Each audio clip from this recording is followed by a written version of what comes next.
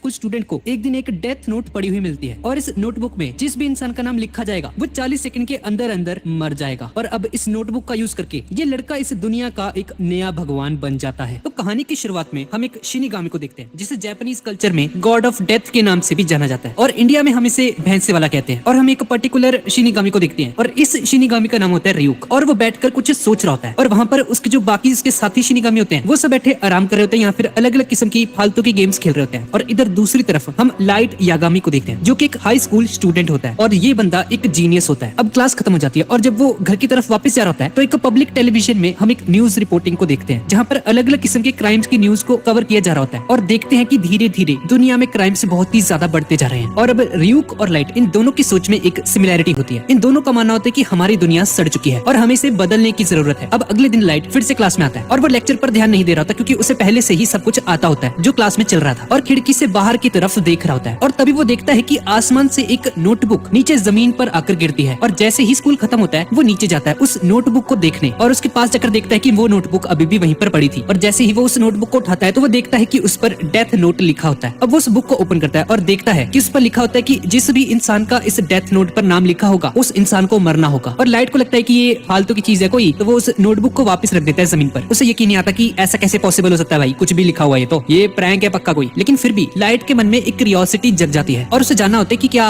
ये सच में तो नहीं है, कैसा हो सकता है कि ये कोई प्रैंक ना हो। और अब घर वापस जाते वक्त वो उस डेथ नोट को उठा लेता है और जैसे ही वो घर पहुंचता है तो वो उस बुक के रूल्स को पढ़ने लगता है और उसमें लिखा होता है कि जिस भी इंसान का नाम तुमने इस डेथ नोट में लिखा है वो इंसान 40 सेकंड के अंदर अंदर हार्ट अटैक से मर जाएगा। लेकिन उस इंसान का नाम लिखते वक्त तुम्हारे मन में उस इंसान की शक्ल होनी चाहिए ताकि अगर वही सेम नाम किसी और इंसान का है तो गलती से वो ना मर जाए। और सिर्फ हार्ट अटैक से नहीं, उस इंसान को किसी बीमारी या किसी एक्सीडेंट वगैरह से भी मरवाया जा सकता है। और इस ऑप्शन को परफॉर्म करने के लिए उस बंदे का नाम लिख के जिसे आप मरवाना चाहते हैं 6 मिनट 40 सेकंड के अंदर अंदर पूरा डिस्क्राइब करना होता है कि किस तरीके से क्या क्या होना चाहिए, कहाँ पर उसकी डेथ होने वाली है, किस टाइम पर होने वाली है, एक्सेट्रा एक्सेट्रा। अब ये सब कुछ पढ़ने के बाद लाइट अपने बेड पर लेट जाता है और कहता है मन में प्रैंक के नाम पे काफी ज्यादा डिटेल्ड है भाई ये चीज, तो क्यों ना इसे ट्राई करके देखा जाए। और अब लाइट एक पेन उठा लेता है लेकिन वो नाम लिखने से पहले सोचता है कि अगर मैंने नाम लिखा इस पे और अगर सही में कोई मर गया तो भाई इससे तो मैं एक मर्डर बन जाऊंगा। लेकिन तभी वो टीवी पर देखता है कि एक लाइव न्यूज में एक क्रिमिनल ने एक बिल्डिंग के अंदर कुछ टीचर्स और कुछ स्टूडेंट्स को बंदी बना लिया होता है और न्यूज रिपोर्टर बताता है कि ये वही क्रिमिनल है जिसने पिछले हफ्ते ही शॉपिंग मॉल में भी एक क्राइम किया था और उस टीवी के ऊपर उस क्रिमिनल का नाम और उसका चेहरा दिखा दिया जाता है। और अब लाइट उस बंदे का नाम और चेहरा देखकर उस डेथ नोट में उसका नाम लिख देता है। और अब लाइट 40 सेकंड तक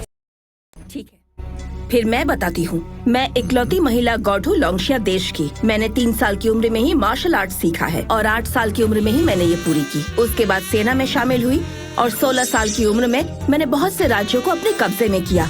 ये सब देख है उस इंसान की डेथ न्यूज को सुनने के लिए। लेकिन 40 सेकंड होने के बाद भी कुछ नहीं होता और उसे लगता है कि ये तो भाई फालतू की चीज है, किसी ने प्रैंक किया पक्का मेरे साथ, मेरा शक सही था, कुछ नहीं है ये। और ये सोचकर वो टीवी को बंद करने लगा। लेकिन तभी वो देखता है कि उस बिल्डिंग में मौजूद सभी के सभी टीचर्स और स्टूडेंट्स बिल्डिंग से बाहर निकलने लगते हैं और उन्हें कोई भी चोट वगैरह नहीं लगी होती। और तभी एक न्यूज रिपोर्टर बताता है उन टीचर्स और स्टूडेंट से हमें खबर मिली है उस बिल्डिंग में मौजूद जो क्रिमिनल था वो हार्ट अटैक से मर चुका है। टीचर्स ने बताया कि वो बंदा अचानक से ही नीचे जमीन पर गिर गया और उसकी डेथ हो चुकी है। और तभी लाइट समझ जाता है कि वो बंदा हार्ट अटैक से मर चुका है, बिल्कुल वैसे ही जैसा उसने डेथ नोट में लिखा था, जिसकी वजह से वो बहुत ज्यादा शॉक्ड हो जाता है। लेकिन अब भी लाइट को यकीन नहीं होता और वो सोचता है कि ये एक इत्तेफाक ही होगा, भाई ऐसा थोड़ी हो सकता है, ये चीज सही में काम करती है क्या। और वो सोचता है कि उसे एक और बार इसको यूज करके देखना होगा कंफर्म करने के लिए। अगले दिन लाइट अपने स्कूल पहुंच जाता है और वो देखता है कि एक सूडो नाम का लड़का जो कि एक बुली होता है एक लड़के को तंग कर रहा था और उसके पैसे भी मांग रहा होता है उससे। लाइट मन में सोचता है कि अगर ऐसा कोई बंदा दुनिया से अगर गायब हो भी जाए तो क्या किसी को कोई फर्क पड़ेगा, मुझे तो लगता है उल्टा बढ़िया ही हो जाएगा। लेकिन वो सोचता है मन में कि उसे ऐसे लोगों को मारना अवॉइड करना चाहिए जिन्हें वो जानता है क्योंकि उससे वो फंस सकता है। अब लाइट अपने घर की तरफ जा रहा होता है और वो देखता है रास्ते में कि एक मोटरसाइकिल पे कुछ गुंडे एक लड़की को परेशान कर रहे होते हैं और उसके साथ छेड़छाड़ कर रहे होते हैं। अब लाइट एक शॉप के अंदर चला जाता है और वो सुनता है कि उस गैंग के लीडर ने अपना नाम बताया है, शिबुइमारू। अब लाइट उस दुकान के अंदर आ जाता है और उस बंदे का नाम अलग अलग स्पेलिंग्स में लिख देता है क्योंकि डेथ नोट में लिखते वक्त स्पेलिंग एकदम एग्जैक्ट होनी चाहिए, इसीलिए वो जितने भी पॉसिबल कॉम्बिनेशंस थे उस तरीके से परमुटेशन एंड कॉम्बिनेशन लगा के उस बंदे का नाम लिख देता है डेथ नोट में। और लाइट उस बुक में कॉज ऑफ डेथ में एक ट्रैफिक एक्सीडेंट लिख देता है। और अब 40 सेकंड बाद वो लड़की जब अपनी जान बचाकर उनसे भागने लगती है तो वो उस गैंग का लीडर अपनी बाइक से उसका पीछा करता है, लेकिन तभी एक ट्रक वहाँ पर आ जाता है और वो उस लीडर को उड़ा देता है। और जैसा कि उसने लिखा था, एक ट्रैफिक एक्सीडेंट से उसकी मौत हो जाती है। और अब इससे लाइट को पूरी तरह से यकीन हो जाता है कि ये डेथ नोट बिल्कुल असली है और काम करती है। अब इस वक्त तक लाइट 2 लोगों को मार चुका होता है और उसका दिमाग घूम रहा होता है और उसको काफी बुरा फील हो रहा होता है कि उसने ये क्या कर दिया भाई, ये तो मर्डर बन गया मैं तो। और दूसरी तरफ हम शिनिगामी को देखते हैं और ryuk बाकी शिनिगामीज को बताता है कि उसने अपनी डेथ नोट को गिरा दिया है अर्थ पे, और बाकी लोग उस पे हंसते हैं। और हम देखते हैं कि ryuk के पास एक दूसरी डेथ नोट भी होती है। और तभी हम एक पोर्टल को देखते हैं जो कि इंसानी दुनिया और शिनिगामी रेल्म को आपस में कनेक्ट करते हैं। और तभी ryuk अपने पंख फैलाकर उस पोर्टल से इंसानी दुनिया में आ जाता है। और इधर लाइट भी स्कूल से घर आ जाता है और अपनी मॉम को एक टेस्ट देता है जिसमें भी वो फर्स्ट आया होता है, जिसे देखकर उसकी मॉम बहुत ही ज्यादा खुश हो जाती है और लाइट सीधा अपने रूम में चला जाता है। अब लाइट उस डेथ नोट को ओपन करता है और हम देखते हैं कि उसने बहुत सारे नाम लिख दिए होते हैं वहाँ पर, और उन सभी नामों को देखकर हंसने लग जाता है। और तभी ryuk वहाँ पर आ जाता है और ryuk को देखकर लाइट बुरी तरह से डर जाता है और नीचे गिर जाता है डरकर। वो शिनिगामी से कहता है, मुझे लगता है तुम्हें डेथ नोट के बारे में पता चल चुका है, मैंने ही उसे गिराया था, मैं एक शिनिगामी हूँ। लाइट उसे कहता है, हाँ मुझे मालूम है, मैं तुम्हारा ही इंतजार कर रहा था, मुझे पता था ये कोई आम नोटबुक नहीं है, इसको इस्तेमाल करने की वजह से कभी ना कभी तो मुझे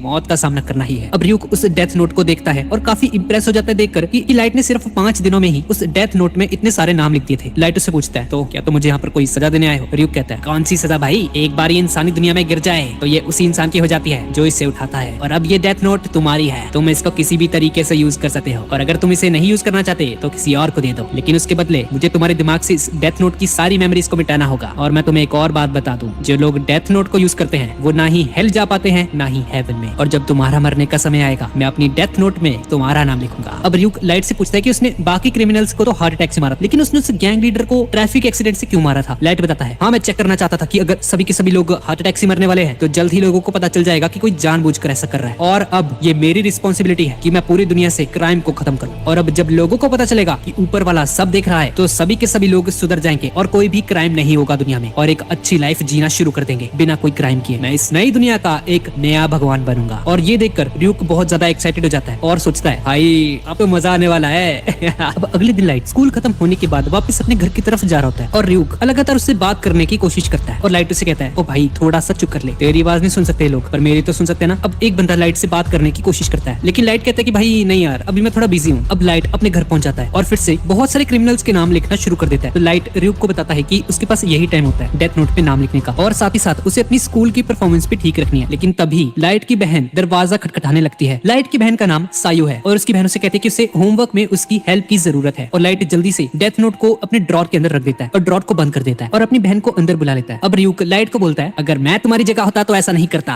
क्योंकि तुमने वो डेथ नोट सबसे ऊपर वाली ड्रॉर में रखी है, और मैं तुम्हें बता दूं कि अगर कोई और उस डेथ नोट को टच करेगा तो वो भी मुझे देख पाएगा। लाइट कहता है, भाई ये क्या बंदा है भाई, ये पहले नहीं बोल सकता मुझे ये बात, ये देखो भाई ये मुझे अब बता रहा है ये बात इतनी इंपॉर्टेंट। लेकिन फिर भी लाइट घबराता नहीं है और शांत दिखने की कोशिश करता है अपनी बहन के सामने और अपनी बहन की हेल्प करता है होमवर्क में। और दूसरी तरफ हम ICPO को देखते हैं जिसकी फुल फॉर्म है इंटरनेशनल क्रिमिनल पुलिस ऑर्गेनाइजेशन, और यहाँ पर सभी देशों के ऑफिशियल मेंबर्स बैठे होते हैं और वो सभी लोग ये डिस्कस कर रहे होते हैं कि एक ही हफ्ते में 52 क्रिमिनल्स की डेथ हुई है, वो भी हार्ट अटैक से। उसमें से एक ऑफिशियल बोलता है, तो भाई दिक्कत क्या है, क्रिमिनल्स ही तो मर रहे हैं, उन्हें तो वैसे भी फांसी की सजा होने वाली थी, सबके सब क्रिमिनल्स हैं। मैं तो कहता हूँ बढ़िया हो रहा है। और कुछ लोग बोल रहे थे कि क्या ये कोई कोइंसिडेंस है क्या, मतलब इतने सारे लोग कैसे मर सकते हैं भाई, और सभी के सभी लोग हार्ट अटैक से मर रहे हैं और सभी को एक साथ हार्ट अटैक आ रहा है, ये कैसे हो सकता है भाई, ये तो नामुमकिन है। और तभी उनके मीटिंग का हेड उन्हें शांत करता है और बोलता है, अब हमारे पास और कोई ऑप्शन नहीं है, हमें एल को बुलाना होगा। और तभी सभी लोग शांत हो जाते हैं और अपने आसपास के लोगों से बात करने लगते हैं कि भाई ये एल कौन है भाई, एल फॉर व्हाट। और तभी उनका चीफ उन्हें बताता है कि एल एक ऐसा डिटेक्टिव है जिसका असली नाम और आइडेंटिटी किसी को भी नहीं पता, और इंसानियत के आज तक के जितने भी मुश्किल से मुश्किल केस हुए हैं उन्हें एल ने ही सॉल्व किया है, और वो ICPO का हुक्म का इक्का है, और हमने जितने भी केसेस उसे आज तक दिए हैं उसने सभी के सभी हमें सॉल्व करके दिए हैं। लेकिन तभी उसमें से एक मेंबर बोलता है कि हम उसे कांटेक्ट कैसे करेंगे अगर हम इसे बुलाना है यहाँ पे तो। और हाँ मैंने सुना है कि वो बहुत ज्यादा घमंडी है भाई, वो सिर्फ उन्हीं केसेस पे काम करता है जिसमें उसका इंटरेस्ट होता है। लेकिन तभी उसके इस सवाल का जवाब एक लंबा सा आदमी देता है उसे। उस बंदे का चेहरा छुपा होता है और उसने एक हैट पहनी होती है, और चीफ अपने साथ बैठे एक एम्प्लॉय को बताता है ये बंदा ही है जो एल से कांटेक्ट करता है। वो बंदा बताता है कि एल ने पहले से ही इस केस पे इन्वेस्टिगेशन करनी शुरू कर दी है। इस बंदे का नाम वाटारी है और अपना लैपटॉप ओपन करता है, और तभी हम एल का मैसेज सुनते हैं और सभी ऑफिसर्स को बताता है, गुड मॉर्निंग ऑफिशियल्स, मेरा नाम एल है और मुझे आप सभी लोगों की हेल्प की जरूरत पड़ेगी। हम एक टेस्ट करेंगे ये पता करने के लिए कि वो कहाँ से है, क्योंकि एल को शक होता है कि ये जो मर्डरर है वो जापान में ही रहता है। और दूसरी तरफ हम देखते हैं कि लाइट वो अपने ड्रॉर को दिखाता है जिसमें एक नॉर्मल सी डायरी रखी होती है। ryuk कहता है, तो तुमने इसे छुपा दिया, और लाइट उसे बताता है इस डायरी के नीचे डेथ नोट को छुपाने की असली जगह है, और इसे खोलने के लिए एक वॉल पेन की रिफिल का यूज करूंगा मैं। ड्रॉर के नीचे जो छेद है उसमें रिफिल को डालूंगा और उस फटे को उठाया जा सकता है जो कि उस ड्रॉर में है। और तभी हम देखते हैं कि लाइट ने एक बहुत ही तगड़ा सा सिस्टम डेवलप रख रहा होता है उस डेथ नोट को छुपाने के लिए, लेकिन वो सर्किट पूरा नहीं होता। और अगर कोई बंदा इस डेथ नोट को ऊपर से उठा ले नीचे से रिफिल डालने की बजाय, तो वो डेथ नोट ऑटोमेटिकली ब्लास्ट हो जाएगी। और अगर किसी को मुझ पे शक हुआ तो मैंने बोल दूंगा कि मैं अपनी पर्सनल डायरी छुपा रहा था जिसमें मैंने कुछ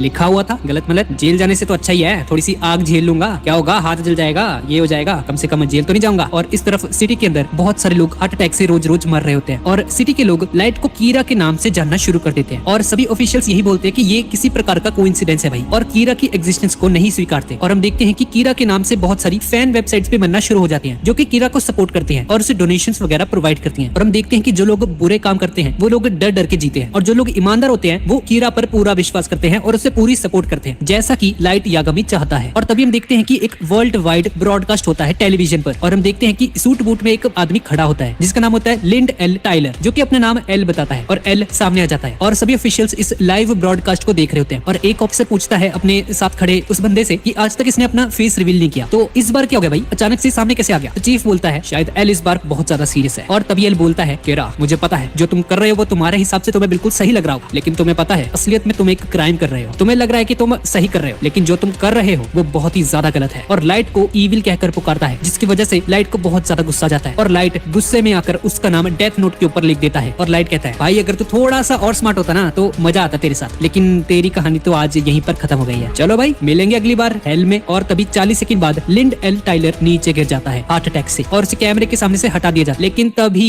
स्क्रीन के ऊपर बड़ा बड़ा एल दिखाई देता है, जिसे देखकर लाइट बहुत ज्यादा शॉक हो जाता है। और तभी हमें एल की आवाज सुनाई जाती है जो कि काफी डिस्टॉर्टेड साउंड होती है ताकि कोई इसे पहचान न ले। अब मुझे इतना तो पता चल चुका है तुम बिना उस जगह पर मौजूद हुए किसी को भी मार सकते हो। अगर मैंने इसे अपनी आंखों से नहीं देखा होता तो मुझे इस बात पर कभी यकीन भी नहीं होता। तो किरा मैं तुम्हें चैलेंज करता हूँ, अगर तुम्हें दम है तो मुझे मार कर दिखाओ। और इधर सिटी में सभी लोग इस ब्रॉडकास्ट को देख रहे होते हैं और सभी लोग किरा को बोल रहे होते हैं मारो उसे, मार दो इसको, दिखा दो किरा। पर जैसा कि हमें मालूम है कि बिना किसी नाम और चेहरे के लाइट किसी भी इंसान को ऐसे ही नहीं मार सकता, तो वो बस चुपचाप शॉक में वहाँ पर खड़ा हुआ देख रहा होता है बस। और तभी एल बोलता है तुमने तो मुझे काफी तगड़ा हिंट दे दिया। अब मैं तुम्हें एक बात बताता हूँ, तुम्हें पता है ये कोई वर्ल्ड वाइड ब्रॉडकास्ट नहीं है, ये सिर्फ जापान के कांटो रीजन में चल रहा है। और अगर अब तुम सोच रहे हो कि मैंने इसी जगह को क्यों चूज किया, तो इस चीज का पता लगाने के लिए मैंने तुम्हारे फर्स्ट विक्टिम को पहचान लिया था, जिसे तुमने एक बिल्डिंग के अंदर निशाना बनाया था। और तुम्हारा लक काफी अच्छा है कि तुम कांटो रीजन में रहते हो, क्योंकि यहाँ की पॉपुलेशन काफी ज्यादा है, जिसकी वजह से तुम्हें ढूंढना थोड़ा मुश्किल हो सकता है, लेकिन नामुमकिन नहीं। मैं तुम्हें बहुत ही जल्द पकड़ लूंगा बेटे और तुम्हें कड़ी से कड़ी सजा दूंगा। और उसके बाद जेल में तुम मुझे बताना कि तुम ये सब मर्डर्स कैसे करते हो। और तभी ब्रॉडकास्ट ऑफ हो जाता है और पुलिस ये देखकर हैरान रह जाती है कि भाई एल तो भाई सही में इसने कमाल कर दिया, ये तो बड़ा खतरनाक बंदा है। और तभी लाइट अपने मन में बोलता है एल तुम जहाँ भी हो मैं तुम्हें ढूंढ कर मार गिराऊंगा। और वो दोनों के दोनों इसी बात को बोल रहे होते हैं अलग अलग जगह पर बैठे हुए। इसके बाद हमें जापानीज पुलिस हेडक्वार्टर को दिखाया जाता है और यहाँ पर कीरा की ही उन रिपोर्ट्स के बारे में बात हो रही होती है। इन लोगों को 2000 से भी ज्यादा मिस कॉल्स आई होती है और उनमें से 14 ऐसे लोग होते हैं जो कि क्लेम करते हैं कि वो कीरा को जानते हैं और उन लोगों ने कीरा को कहीं पर देखा हुआ है। और उसमें से 21 लोग तो ऐसे होते हैं जो कि क्लेम करते हैं कि वो खुद ही कीरा है। एल ने सभी विक्टिम्स की डेथ की टाइमिंग पता करने का ऑर्डर दिया होता है और उन्हें पता चलता है कि उन सभी विक्टिम्स की मौत शाम के 4 बजे से लेकर रात के 2 बजे तक हुई होती है और वीक डेज पर होती है, लेकिन उनमें से 68% रात के 8 बजे से लेकर 12 बजे तक हुई है। और ये डेथ सैटरडे संडे और छुट्टी के दिनों पर और भी ज्यादा बढ़ गई थी। और इन सबको देखकर एक लैपटॉप के थ्रू एल उन सभी को बताता है कि ये जो क्रिमिनल है ना, ये एक स्टूडेंट है, ये कोई बच्चा है जो कि किसी तरह का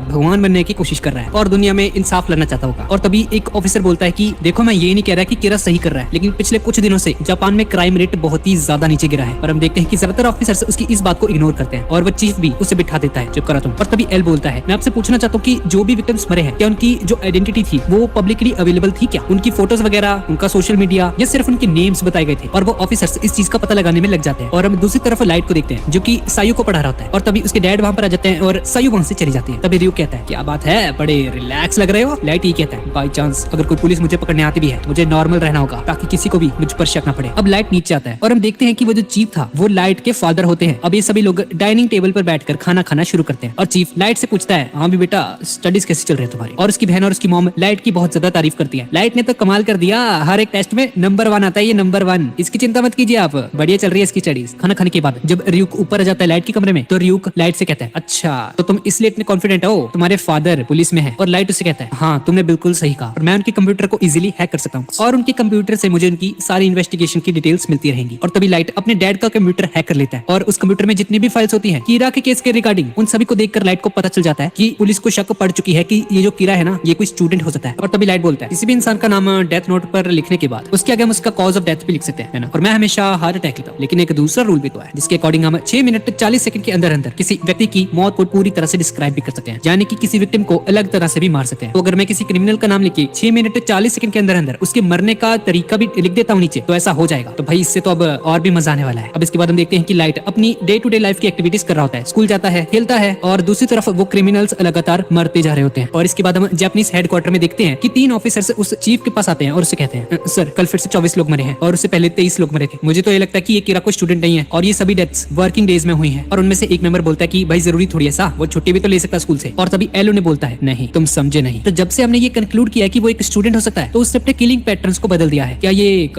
कोइंसिडेंस है? मुझे तो नहीं लगता। इसका सीधा सीधा मतलब यही है कि कीरा के पास पुलिस की फाइल का एक्सेस है, क्योंकि कीरा के एक स्टूडेंट होने की खबर सिर्फ हम ऑफिसर्स के पास ही है। और इस तरफ लाइट अपने घर की तरफ जा रहा होता है और लाइट बोलता है, मुझे तो लगता है अभी तक पुलिस ऑफिसर्स पे शक होना शुरू हो गया होगा। और इस तरफ हम पहली बार एल को देखते हैं, जो कि अपने मन में बोल रहा होता है कि ये इम्पॉसिबल है, इसके पास पक्का पुलिस की फाइल का एक्सेस है, आखिर ये करना क्या चाहता है। और तभी रियुक बोलता है कि तुम आखिर करना क्या चाहते हो भाई, अगर तुम ऐसे करोगे तो उसको और भी शक हो जाएगा तुम पर, तुमने टाइमिंग चेंज कर दी है, इससे ऐसा नहीं लगेगा कि तुम पुलिस से कनेक्टेड हो। और तभी लाइट बोलता है, मैं तो चाहता ही हूँ कि वो मुझे ढूंढे, तभी तो मैं उसे आसानी से खत्म कर पाऊंगा। रियुक तुम शायद समझोगे नहीं, लेकिन इस दुनिया में किसी पर भी भरोसा नहीं करना चाहिए। और अभी इस वक्त लाइट उन पुलिस ऑफिसर्स पर बिल्कुल भी भरोसा नहीं कर सकता। बाहर के लोगों को तो ऐसा लगेगा कि पुलिस ऑफिसर्स और एल मिलकर लाइट को पकड़ने की कोशिश कर रहे हैं, लेकिन अंदर ही अंदर एल और पुलिस ऑफिसर्स में आपस में ही इन्वेस्टिगेशन शुरू हो जाएगी। वो दोनों एक दूसरे पर शक करने लगेंगे और अब पुलिस को एल को ढूंढना ही पड़ेगा। और जैसे ही वो उसे ढूंढ लेंगे, मैं उसे मार दूंगा। और इधर पुलिस हेडक्वार्टर में हम लोग देखते हैं कि 3 लोग रिजाइन करने वाले होते हैं जॉब से, क्योंकि उनका कहना था एल तो साला पीछे छुपा हुआ है लैपटॉप के, ठीक है ना। उस बंदे ने अपना चेहरा और नाम कभी नहीं बताया, लेकिन हम पुलिस ऑफिसर्स हमेशा अपने ऊपर एक बैच लेकर घूमते हैं जिस पर हमारा नाम और फोटोग्राफ होती है। और कोई भी बंदा जिसके पास कोई कंप्यूटर है वो आसानी से हमें ढूंढ कर मार सकता है। हमें तो फील्ड पे काम करना पड़ता है और एल ये पीछे एसी रूम में जाकर काम करता है। तो भाई हमको माफ करो और हमें छुट्टी दो, हम चले यहाँ से। और दूसरी तरफ हम लाइट के स्कूल को देखते हैं और तभी रियू को वहाँ पर खड़ा हुआ देखता है कि कोई बंदा उसे देख रहा होता है, कोने में खड़ा हुआ। और दूसरी तरफ एल सभी पुलिस ऑफिशियल्स की रिपोर्ट्स को मंगा लेता है और कहता है, तो ठीक है, इस पूरी रिपोर्ट में 141 लोग हैं। एक बात तो कंफर्म है कि वो क्रिमिनल इन 141 लोगों में से किसी एक का कोई रिश्तेदार वगैरह होगा, वो पक्का इन्हीं में से है। और तभी चीफ की रिपोर्ट खुल जाती है, जो कि लाइट के फादर हैं एल, उसकी रिपोर्ट को पढ़ने लगता है ध्यान से। और इस तरफ रियूक और लाइट जब घर की तरफ जा रहे होते हैं तो रियूक लाइट को कहता है कि डेथ नोट तुमसे बेहतर किसी इंसान को नहीं मिल सकती थी। मैं ना ही तुम्हारे खिलाफ हूं ना ही तुम्हारे साथ, मैं तो भाई तुम्हारे साथ तब तक रहूंगा जब तक ये नोटबुक खत्म नहीं हो जाती या फिर तुम खत्म नहीं हो जाते। और तभी रियूक उसे बताता है कि एक बंदा तुम्हें लगातार फॉलो कर रहा है, तुम्हें पता नहीं चला इतनी देर तक। और तभी एक बंदा लाइट के पीछे आता है और लाइट को देखकर छुप जाता है फिर से। और तभी लाइट भी थोड़ी देर के लिए रुकता है, लेकिन वो फिर से चलना शुरू कर देता है और लाइट बहुत ज्यादा घबरा जाता है और सोचता है कि उसे जल्द से जल्द इससे पीछा छुड़ाना होगा। अब लाइट अपने घर में आ जाता है और वो खिड़की से नीचे देखता है उसी बंदे को जो उसे फॉलो कर रहा होता है, लेकिन वहाँ पर कोई नहीं होता। भाई कौन है ये, मुझे पता लगाना होगा, मुझे इसके बारे में पता चल गया ना तो मैं इसे मार दूंगा। और तभी रियूक लाइट को कहता है, तो लाइट मैं तुम्हें बताऊं क्या, शिनिगामी और नॉर्मल इंसान में 2 डिफरेंसेस होते हैं। तुम्हें पता है हम लोग इस डेथ नोट का यूज क्यों करते हैं? मान लो कोई इंसान 60 साल तक जीने वाला है और अगर हम उस बंदे का नाम डेथ नोट में लिखकर उसे 40 साल की उम्र में ही मार देते हैं, तो जो बाकी के उसके 20 साल बचे हुए थे वो हमारी लाइफ के अंदर ऐड हो जाते हैं। और अगर कोई हम पर गोली चला दे या हमारा सर फाड़ दे तब भी हम नहीं मरने वाले, लेकिन तुम पर इसका कोई असर नहीं होने वाला, ये सिर्फ शिनिगामी के ऊपर ही अप्लाई हो। तो ये है पहला डिफरेंस तुम में और मुझ में। और तभी लाइट बोलता है, अक्खा लाइफ एक तरफ और 2025 एक तरफ। For real? क्या crazy है था bro? डिफरेंस बताता है। जब भी कोई शिनिगामी किसी इंसान को देखता है तो उसे उस इंसान का नाम झट से पता चल जाता है, क्योंकि हमारे पास शिनिगामी आईज होती हैं। और इस वक्त जब मैं तुम्हें देख रहा हूँ तो मुझे तुम्हारे ऊपर तुम्हारा नाम और तुम्हारी बची हुई जिंदगी दिखाई दे रही है साफ साफ। और ये सुनकर लाइट बुरी तरह से शॉक हो जाता है और इसी वजह से किसी शिनिगामी को ये दिक्कत नहीं होती कि उन्हें किसी इंसान का नाम जानने की जरूरत है या उनका डेट ऑफ बर्थ वगैरह उन्हें मारने के लिए। शिनिगामी आई से बहुत ज्यादा डिफरेंट होती है और यही था दूसरा डिफरेंस तुम में और मुझ में। लेकिन एक और बात भी है, जिस शिनिगामी ने उस डेथ नोट को नीचे अर्थ पर गिराया होता है और जिस आदमी ने उस डेथ नोट को उठाया होता है, तो वो शिनिगामी उस बंदे को जिसने वो डेथ नोट को उठाया होता है उसे अपनी आईज दे सकता है, लेकिन सिर्फ तब जब उनमें कोई डील हो। और ये सुनकर लाइट बहुत ज्यादा शॉक हो जाता है और उससे पूछता है, क्या एक डील? और तभी रियूक उसे बोलता है, हाँ एक डील, अगर तुम्हें मेरी आंखें चाहिए तो तुम्हें मुझे अपनी जिंदगी का आधा हिस्सा देना होगा। और ये सुनकर लाइट बहुत ज्यादा घबरा जाता है। अगर तुम अभी 50 साल और जीने वाले थे तो तुम सिर्फ 25 साल जियोगे। अब रियूक बोलता है कि ये रूल्स बताना मेरा फर्ज बनता है, इसलिए मैंने तुम्हें बता दिया भाई, ठीक है ना। और रियूक उसे बोलता है, तो लाइट तुम मुझे अपनी जिंदगी का आधा हिस्सा दे दो और मैं तुम्हें अपनी शिनिगामी आईज दे दूंगा। और तभी लाइट हंसता है और बोलता है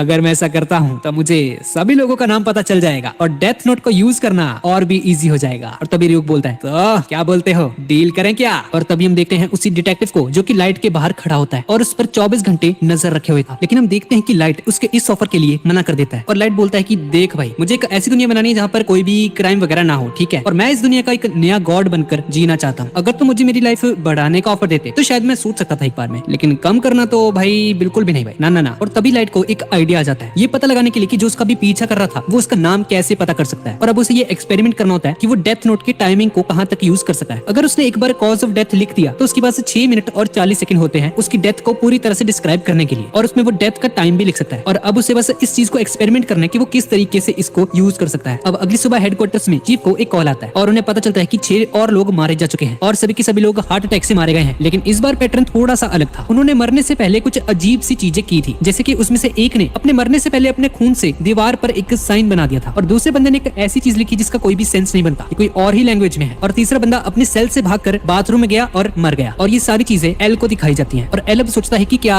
ये जो लाइट है ये मरने से पहले लोगों के एक्शंस को भी कंट्रोल कर सकता है, कि वो लोग क्या करना चाहते हैं और ये क्या करवाना चाहते हैं लोगों से। और एल उस चीज से बोलता है कि इस वक्त ये रिपोर्ट्स यहाँ से बाहर नहीं जानी चाहिए किसी भी हालत में, क्योंकि मुझे ऐसा लगता है कि ये कीड़ा अभी इस वक्त किसी तरह का एक्सपेरिमेंट कर रहा है, और अगर हम मीडिया में सारी चीजें दिखाएंगे तो केओस हो जाएगा। और दूसरी तरफ हम लाइट को देखते हैं और वो फिर से अपने डैड के कंप्यूटर में हैक करके सारी फाइल्स को एक्सेस करता है जिसमें उन सभी क्रिमिनल्स के मरने की रिपोर्ट्स होती हैं। और उसे पता चलता है कि उसने जिस तरीके से उन सभी विक्टिम्स के बारे में लिखा था बिल्कुल ठीक उसी तरीके से उन क्रिमिनल्स की मौत हुई है। पहला विक्टिम गया बाथरूम में और मर गया, दूसरे विक्टिम ने बिल्कुल ऐसा ही साइन बनाया जैसा कि उसने अपनी डेथ नोटबुक में लिखा था, और तीसरे क्रिमिनल ने बिल्कुल ऐसा ही एक लेटर लिखा जो उसने उस डेथ नोट में लिखा था। और इन तीनों ने वही चीजें की जो लाइट चाहता था। लेकिन बाकी के जो 3 बंदे थे उन्होंने ऐसा नहीं किया, क्योंकि उसने उस चौथे बंदे के लिए लिखा था कि उसे 1 घंटे के अंदर अंदर आईफिल टावर के ऊपर चढ़कर नीचे कूदकर सुसाइड करना है। और जैसा कि हमें मालूम है कि भाई कोई बंदा 1 घंटे में जापान से आईफिल टावर तक कैसे जाएगा, ये एक इम्पॉसिबल टास्क था, इसीलिए वो ऐसा नहीं कर पाया और सिंपली हार्ट अटैक से मर गया। और उसमें से उस 5th क्रिमिनल को उसने बोला था कि मरने से पहले वो दीवार पर एल का चेहरा बनाए, लेकिन जब उस बंदे ने एल को कभी देखा ही नहीं तो वो उसका चेहरा कैसे बना सकता था, इसलिए वो बिना चेहरा ड्रॉ किए ही मर गया हार्ट अटैक से। और 6th क्रिमिनल के लिए लाइट ने लिखा था कि वो एल के बारे में उसे सारी इन्फॉर्मेशन दे दी, लेकिन जब उसे पता ही नहीं था कि एल है कौन तो वो ऐसा नहीं कर पाया। और इससे हमें पता चलता है कि death note impossible task perform नहीं कर सकती। और दूसरी तरफ हम देखते हैं एल को, जो कि सोच रहा होता है कि इन पिक्चर्स का क्या मतलब है भाई, और वो सोचता है कि ये कीड़ा इन क्रिमिनल्स को किसी लैब रैट की तरह यूज कर रहा है। ये लेटर्स क्या ये कोई मैसेज हो सकता है? और तभी एल देखता है कि ऊपर वाली लाइन में लिखा है एल क्या तुम्हें पता है, बस इतना ही लिखा होता है। और ये देखकर एल बहुत ज्यादा शॉक हो जाता है। और तभी दूसरी तरफ लाइट बोलता है तो अब असली खेल शुरू होने वाला है। अब ये एक ऐसा क्रिमिनल है जिसने कल ही एक बैंक को लूटने की कोशिश की थी और वहाँ पर कुछ लोगों पर हमला करके वहाँ से भाग गया। और तभी लाइट एक लड़की को कॉल करता है और हम देखते हैं कि लाइट एक डेट पर आया होता है और वो डिटेक्टिव अभी भी लाइट का पीछा कर रहा होता है। लाइट उसे देखकर काफी खुश होता है, चलो अच्छा है आ गया ये, वरना आज का दिन ये मेरा वेस्ट हो जाता। रियो उससे पूछता है हाँ भी क्या चल रहा है तेरे दिमाग में, करना क्या चाहता तू, कुछ बताएगा भी मुझे? लाइट कहता है कि भाई तेरे को तो पता ही ना चाहिए, तेरे सामने तो लिखा था मैंने सब कुछ उस डेथ नोट में। और अब इसके बाद लाइट उस लड़की से मिलता है और वो दोनों एक बस के ऊपर चढ़ जाते हैं और उस बस के अंदर वो डिटेक्टिव भी वहाँ पर आ जाता है और उन दोनों के पीछे वाली सीट पर आकर बैठ जाता है। लाइट उस लड़की से रैंडमली कुछ बातें कर रहा होता है और तभी थोड़ी आगे चलकर वो क्रिमिनल जिसे हमने भी पहले देखा था वो उस बस के अंदर चढ़ जाता है और बस को हाईजैक करने की कोशिश करता है। और वो क्रिमिनल बोलता है अगर किसी ने भी हिलने की कोशिश की तो मैं उसे मार डालूंगा। और ड्राइवर गाड़ी रोक, जल्दी से स्पेस लैंड पर कॉल करके बोल उन्हें तुम्हारी बस हाईजैक हो चुकी है और कम से कम भी 1 करोड़ रुपए किसी लड़की के हाथ में यहाँ पर भेजो मुझे, वरना मैं सबको मार डालूंगा। अब इसके बाद लाइट एक नोट के ऊपर कुछ लिखता है और यूरी को उस नोट के थ्रू बताता है कि जैसे ही मुझे मौका मिलेगा मैं उस क्रिमिनल को धक्का देकर उसकी पिस्टल को छीन लूंगा। लेकिन पीछे वो जो डिटेक्टिव बैठा होता है वो कहता है नहीं ये खतरनाक है, अगर ऐसा कुछ होगा तो मैं संभाल लूंगा, चिंता मत करो। और हाँ तुम्हें लिख के देने की जरूरत नहीं है, वो काफी दूर है हमसे, वो हमें नहीं सुन सकता। और तभी लाइट उस डेथ नोट के ऊपर कुछ लिखता है और उसे अपनी जेब के अंदर डाल लेता है। और तभी लाइट गुस्से से उस डिटेक्टिव को बोलता है तुम्हारे पास क्या सबूत है कि तुम उस बंदे के साथ नहीं हो? और तभी यूरी कहती है ये क्या बोल रहे तुम? और तभी लाइट बोलता है अरे हाँ मैंने बहुत देखे हैं इसके जैसे, एक बंदा बस को हाईजैक करता है और दूसरा बंदा पीछे बैठा हुआ ऐसे दिखाता है जैसे वो अकेला है, लेकिन उसका एक और साथी पीछे बैठा होता है ताकि अगर कुछ गड़बड़ हो तो वो संभाल ले। और तभी यूरी डरने लग जाती है और वो डिटेक्टिव सोचता है कि ये तो एक लड़का है यार, लाइट तो कोई कीड़ा वगैरह नहीं सकता, ये तो एक नॉर्मल लड़का है। और तभी वो डिटेक्टिव लाइट को अपना आइडेंटिटी कार्ड दिखा देता है FBI वाला, उसकी आइडेंटिटी को कंफर्म करने के लिए कि वो उस हाईजैकर के साथ नहीं है और SBI का एक ऑफिसर है। और लाइट उस ID कार्ड को देखकर समझ जाता है कि एल FBI का यूज कर रहा है जापानीज पुलिस के साथ मिलकर कीड़ा को पकड़ने के लिए। और उस डिटेक्टिव का नाम होता है रे पेनबर्ग और लाइट उसका नाम जानकर बहुत ज्यादा खुश हो जाता है और उसका ID कार्ड देते हुए बोलता है ठीक है मुझे तुम पर भरोसा है, लेकिन एक बात बताओगे एक FBI एजेंट इस बस में क्या कर रहा है? तुम्हारे पास गन तो होगी ना, अगर कुछ भी होगे तो संभाल लोगे तुम। और तभी रे पेनबर्ग समझ जाता है कि ये वही बंदा है जिसने 2 दिन पहले एक बैंक लूटने की कोशिश की थी और 3 सिविलियंस को मारकर वहां से भाग गया था। अब लाइट अपनी जेब में से हाथ बाहर निकालता है और वही नोट उसकी जेब में से बाहर निकलकर गिर जाता है और वो क्रिमिनल उसे देख लेता है और उसे कहता है ओ भाई क्या कर रहा है, ये नोट्स पास कर रहा है तू? वो क्रिमिनल पास आता है और उस नोट को देखता है और वो देखता है कि उसके ऊपर डेट प्लान्स लिखे होते हैं, हग डे, रोज डे, इन सब की डेट्स लिखी होती है, वही निब्बा निब्बी वाले काम। और उस नोट को उसे देकर वहां से चला जाता है। अब जैसे ही बस एक टनल में से निकलती है तो वो क्रिमिनल देखता है कि उसके पीछे एक परछाई सी है और उसे देखकर बुरी तरह से डर जाता है और कहता है तू कौन है भाई, कौन हो तुम और यहाँ पर कैसे तुम? पहले तो रे पेनबर्ग को लगता है कि वो उसे ही कह रहा है, लेकिन असली में वो क्रिमिनल रियूक को देख पा रहा होता है और रियूक भी कंफ्यूज हो जाता है तुम मुझे देख सकते हो क्या? और क्रिमिनल बहुत ज्यादा डरा होता है उसे देखकर और कहता है आ गया है ना तू, शूट शूट कर दूंगा तेरे को, वहीं पे रह, तुम तो एक मॉन्स्टर हो। और जैसे ही रे देखता है कि वो क्रिमिनल उस पर शूट करने वाला होता है तो वो सभी लोगों को अपना सिर छुपाने के लिए नीचे बैठने के लिए कहता है। और तभी रियुक समझ जाता है कि वो जो नोट अभी गिरा था लाइट की पॉकेट में से वो एक डेथ नोट का नोट था। और अभी जब उस क्रिमिनल ने उस नोट को पकड़ा था इसकी वजह से अब वो क्रिमिनल रियुक को देख पा रहा है। और अब जैसे ही रियुक उस क्रिमिनल के पास जाता है तो वो क्रिमिनल अपनी सारी की सारी गोलियां रियुक के अंदर धर देता है और अपनी बंदूक खाली कर देता है। और तभी रे पेनबर वहां पर आता है और उस क्रिमिनल को पकड़ने की कोशिश करता है, लेकिन तभी वो क्रिमिनल बस रुकवा देता है और बस से नीचे कूद जाता है। और जैसे ही वो उस बस से नीचे आता है तो एक गाड़ी वहां पर आती है और उस क्रिमिनल को ठोक देती है, जिसकी वजह से वो क्रिमिनल वहीं पर मर जाता है। और ये सब देखकर रे बहुत ही ज्यादा शॉक हो जाता है। और तभी बस के अंदर लाइट बोलता है 11:45 बिल्कुल एग्जैक्ट। और अब इसके बाद हम एक फ्लैशबैक देखते हैं और हम देखते हैं कि उसने अपनी डेथ नोटबुक में लिखा होता है उस क्रिमिनल का नाम, और तो और उसने ये भी लिखा होता है कि वो 11:35 पर एक बस पकड़ेगा और बस पर चढ़ने के बाद उस बस को हाईजैक करने की कोशिश करेगा और उसके पास एक गन भी होगी। लेकिन थोड़े समय बाद ही वो अपने पीछे एक मॉन्स्टर को देखेगा जो कि रियुक है और उस पर गोलियां चला के अपनी पूरी बंदूक को खाली कर देगा। और इसके बाद वो बस से उतरकर भागने की कोशिश करेगा, लेकिन तभी एक गाड़ी से उसका एक्सीडेंट हो जाएगा ठीक 11:45 पर और वो मर जाएगा। और अब लाइट समझ जाता है कि ये डेथ नोट कभी भी नहीं चुकती, ये एकदम एक्यूरेट रिजल्ट्स देती है और जैसा उसने लिखा था बिल्कुल वैसा ही हुआ उस क्रिमिनल के साथ। और अब इसके बाद तुम्हारी बारी है रे पेनबर। अब 20 दिसंबर सुबह 11:50 पर हम उस क्रिमिनल को देखते हैं जिसकी डेथ हो चुकी थी और पुलिस और एम्बुलेंस वहाँ पर पहुंच चुकी है। और रे पेनबर बहुत ही ज्यादा शॉक में होता है। अब रे लाइट के पास जाता है और उसे कहता है कि भाई प्लीज किसी को बताना मत कि मैं यहाँ पर मौजूद था, क्योंकि वो एक सीक्रेट मिशन पर था यहाँ पे। और लाइट भी उसे कहता है हाँ ठीक है भाई, मैं किसी को नहीं बताऊंगा। अब रे वहाँ से चला जाता है और लाइट अपने मन में सोचता है मैं भी नहीं चाहता कि पुलिस को या मेरे डैड को पता चले कि तुम मुझसे मिले थे, वरना सारा शक मुझ पर जाएगा और पुलिस इस एक्सीडेंट को एक नॉर्मल एक्सीडेंट ही देखेगी। अब लाइट अपने घर जाता है और रियुक उससे पूछता है हाँ भी अब क्या प्लान है तेरे, अब क्या करने वाला है, उस डिटेक्टिव को मारने वाले हो तुम? लेकिन लाइट उससे कहता है नहीं अभी नहीं, उसे एक हफ्ते बाद, क्योंकि तब तक वो बंदा किसी और को भी इन्वेस्टिगेट कर चुका होगा और अगर मैं अभी उसे मार दूंगा तो सारा शक मेरे ऊपर आएगा, तब तक मैं इसके साथ थोड़ा खेल लेता हूँ। और तभी एल का वो पार्टनर उसे बताता है कि एक और विक्टिम मर चुका है और उसने वहाँ पर एक मैसेज छोड़ा है जो कि होता है गॉड ऑफ डेथ शिनिगामी। और अब एल उन रिपोर्ट्स को एनालाइज करता है और देखता है कि पहले लेटर में लिखा होता है कि एल क्या तुम्हें पता है, और दूसरे लेटर में लिखा होता है शिनिगामी। और एल सोचता है कि मुझे क्या बताना चाहता है कि शिनिगामी सच में होते हैं। अब उस एक्सीडेंट के एक हफ्ते बाद हम लोग देखते हैं और लाइट वहाँ पर खड़ा होता है और रियुक से कहता है कि इतने दिन से जो हम एक्सपेरिमेंट्स कर रहे थे वो अब काम आने वाले हमारे। मैंने एक चीज नोटिस की है, जैसे कि तुम जानते हो कि किसी के नाम लिखने के बाद ही हम उसकी एक्सीडेंटल डेथ या उसकी डिटेल्स के बारे में लिख सकते, लेकिन अगर हम डेथ नोट में पहले से ये सारी चीजें लिख दें तो हमें सिर्फ नाम लिखने की जरूरत है उसके बाद, और उसके बाद वो चीज हो जाएगी। और रियुक ये देखकर काफी हैरान होता है क्योंकि ये चीज तो उसे भी नहीं पता थी। और तभी हम रे पेनबर को देखते हैं जो कि लाइट का पीछा करने निकल पड़ता है और लाइट उसके पीछे पीछे चलने लगता है और कहता है रे पेनबर अगर तुम पीछे मुड़े तो मैं तुम्हें मार दूंगा, मैं किरा हूँ। और ये सुनकर रे पेनबर हद से ज्यादा परेशान हो जाता है। किरा से कहता है कोई भी चालाकी मत करना वरना मैं तुम्हें मार डालूंगा। और तभी रे पेनबर सोचता है ये आवाज मैंने कहीं तो सुनी है। और तभी लाइट बोलता है पहले मैं तुम्हें साबित करके दिखाऊंगा कि मैं ही किरा हूँ। और वहाँ पर एक चश्मे वाला आदमी खड़ा होता है एक कॉफी शॉप के बाहर और तभी लाइट उसको मार देता है और उसे बताता है कि इसके ऊपर सेक्सुअल असॉल्ट के चार्जेस थे, लेकिन ये हर बार बच जाता था किसी न किसी तरीके से, तो इस बार मैंने इसे टपका दिया। मैंने इसके बारे में बहुत रिसर्च की है और साथ ही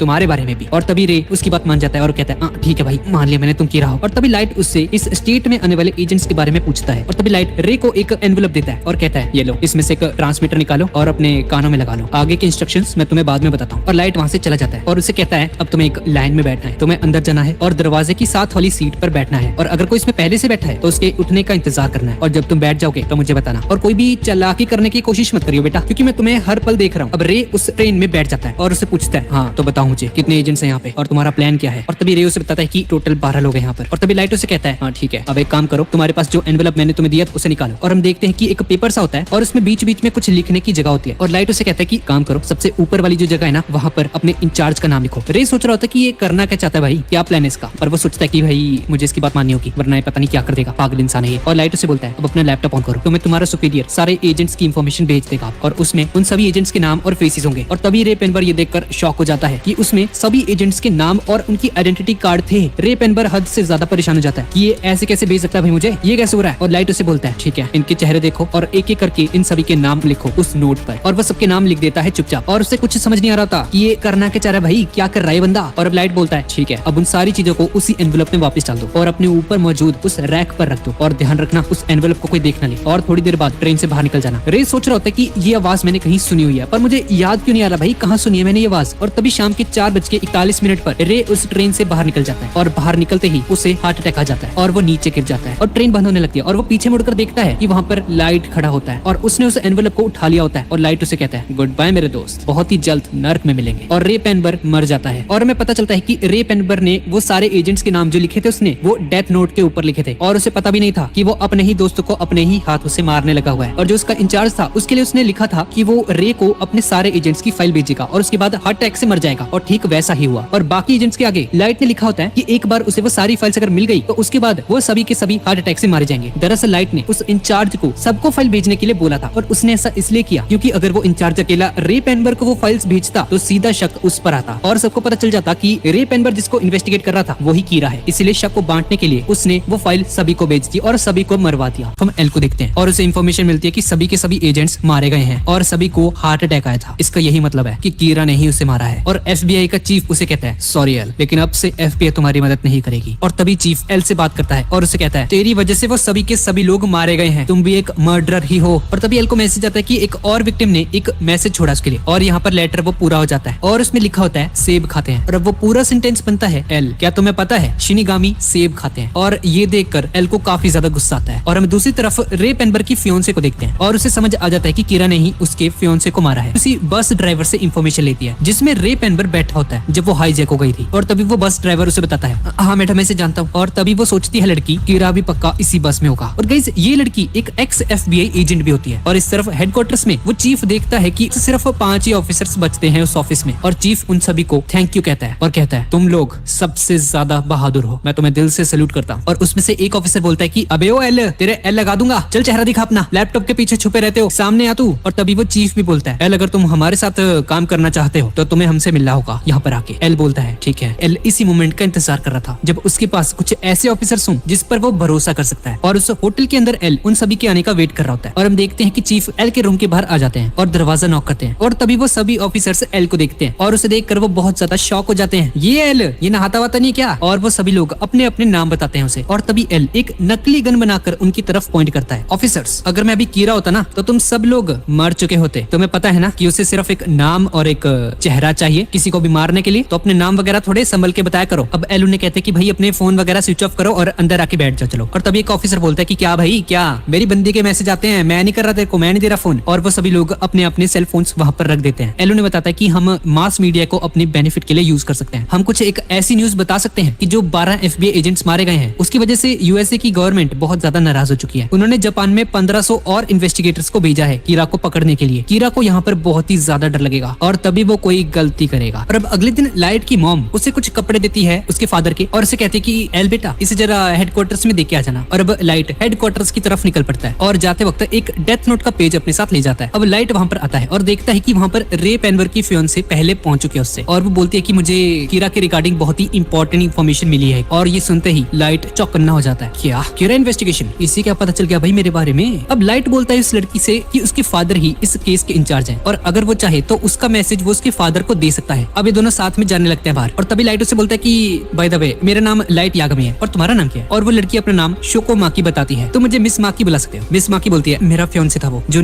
12 एजेंट्स में से एक था जो जापान आए थे कीरा को ढूंढने के लिए। और तभी लाइट यागमी बहुत ज्यादा शॉक हो जाता है और अपने मन में कहता है एक मिनट, एक FBI एजेंट जो कीरा से मिला था, क्या ये वही हो सकता है रे पेनबर्ग। और मिस माकी कहती है ये एक टॉप सीक्रेट इन्वेस्टिगेशन थी और उसे अपना नाम किसी को नहीं दिखाना था। तो इसका सीधा सीधा यही मतलब है कि जिस किसी ने भी उसकी ID को देखा था उसी ने उसे मारा था। और तभी लाइट अपने मन में सोचता है भाई बच गए भाई, आज तो सही में बच गए भाई। अगर इस बंदी ने बता दी होती ये चीज पुलिस को तो अभी तक सब कुछ खत्म हो चुका होता। अब वो दोनों आगे की तरफ चलने लगते हैं और लाइट अपने मन में सोच रहा होता है भाई इसको सब पता है भाई मेरे बारे में, मुझे इसे खत्म करना होगा। और तभी लाइट अपनी जेब में से डेथ नोट का पेज निकालता है और वो कहता है वो डेट बताओगे जिस दिन वो बस हाईजैक हुई थी। तो मिस माकी कहती है हाँ December 20। और हम लाइट के नोट में देखते हैं कि उसने लिखा होता है शोको माकी, सुसाइड डेट 1 जनवरी 2007। शोको माकी एक ऐसी तरह से सुसाइड करेगी जिससे उसकी बॉडी भी किसी को ना मिले। अगर ये मर भी गई तो लोगों को लगेगा कि इसके फियोंसे के मरने की वजह से इसने सुसाइड कर लिया। लेकिन तभी पीछे से रियूक कंटिन्यूअसली हंस रहा होता है उस पर और लाइट सोच रहा होता है कि भाई क्या हो गया ऐसे, पागल वागल हो गया ये, सिर्फ 10 सेकंड बचे हैं, चलो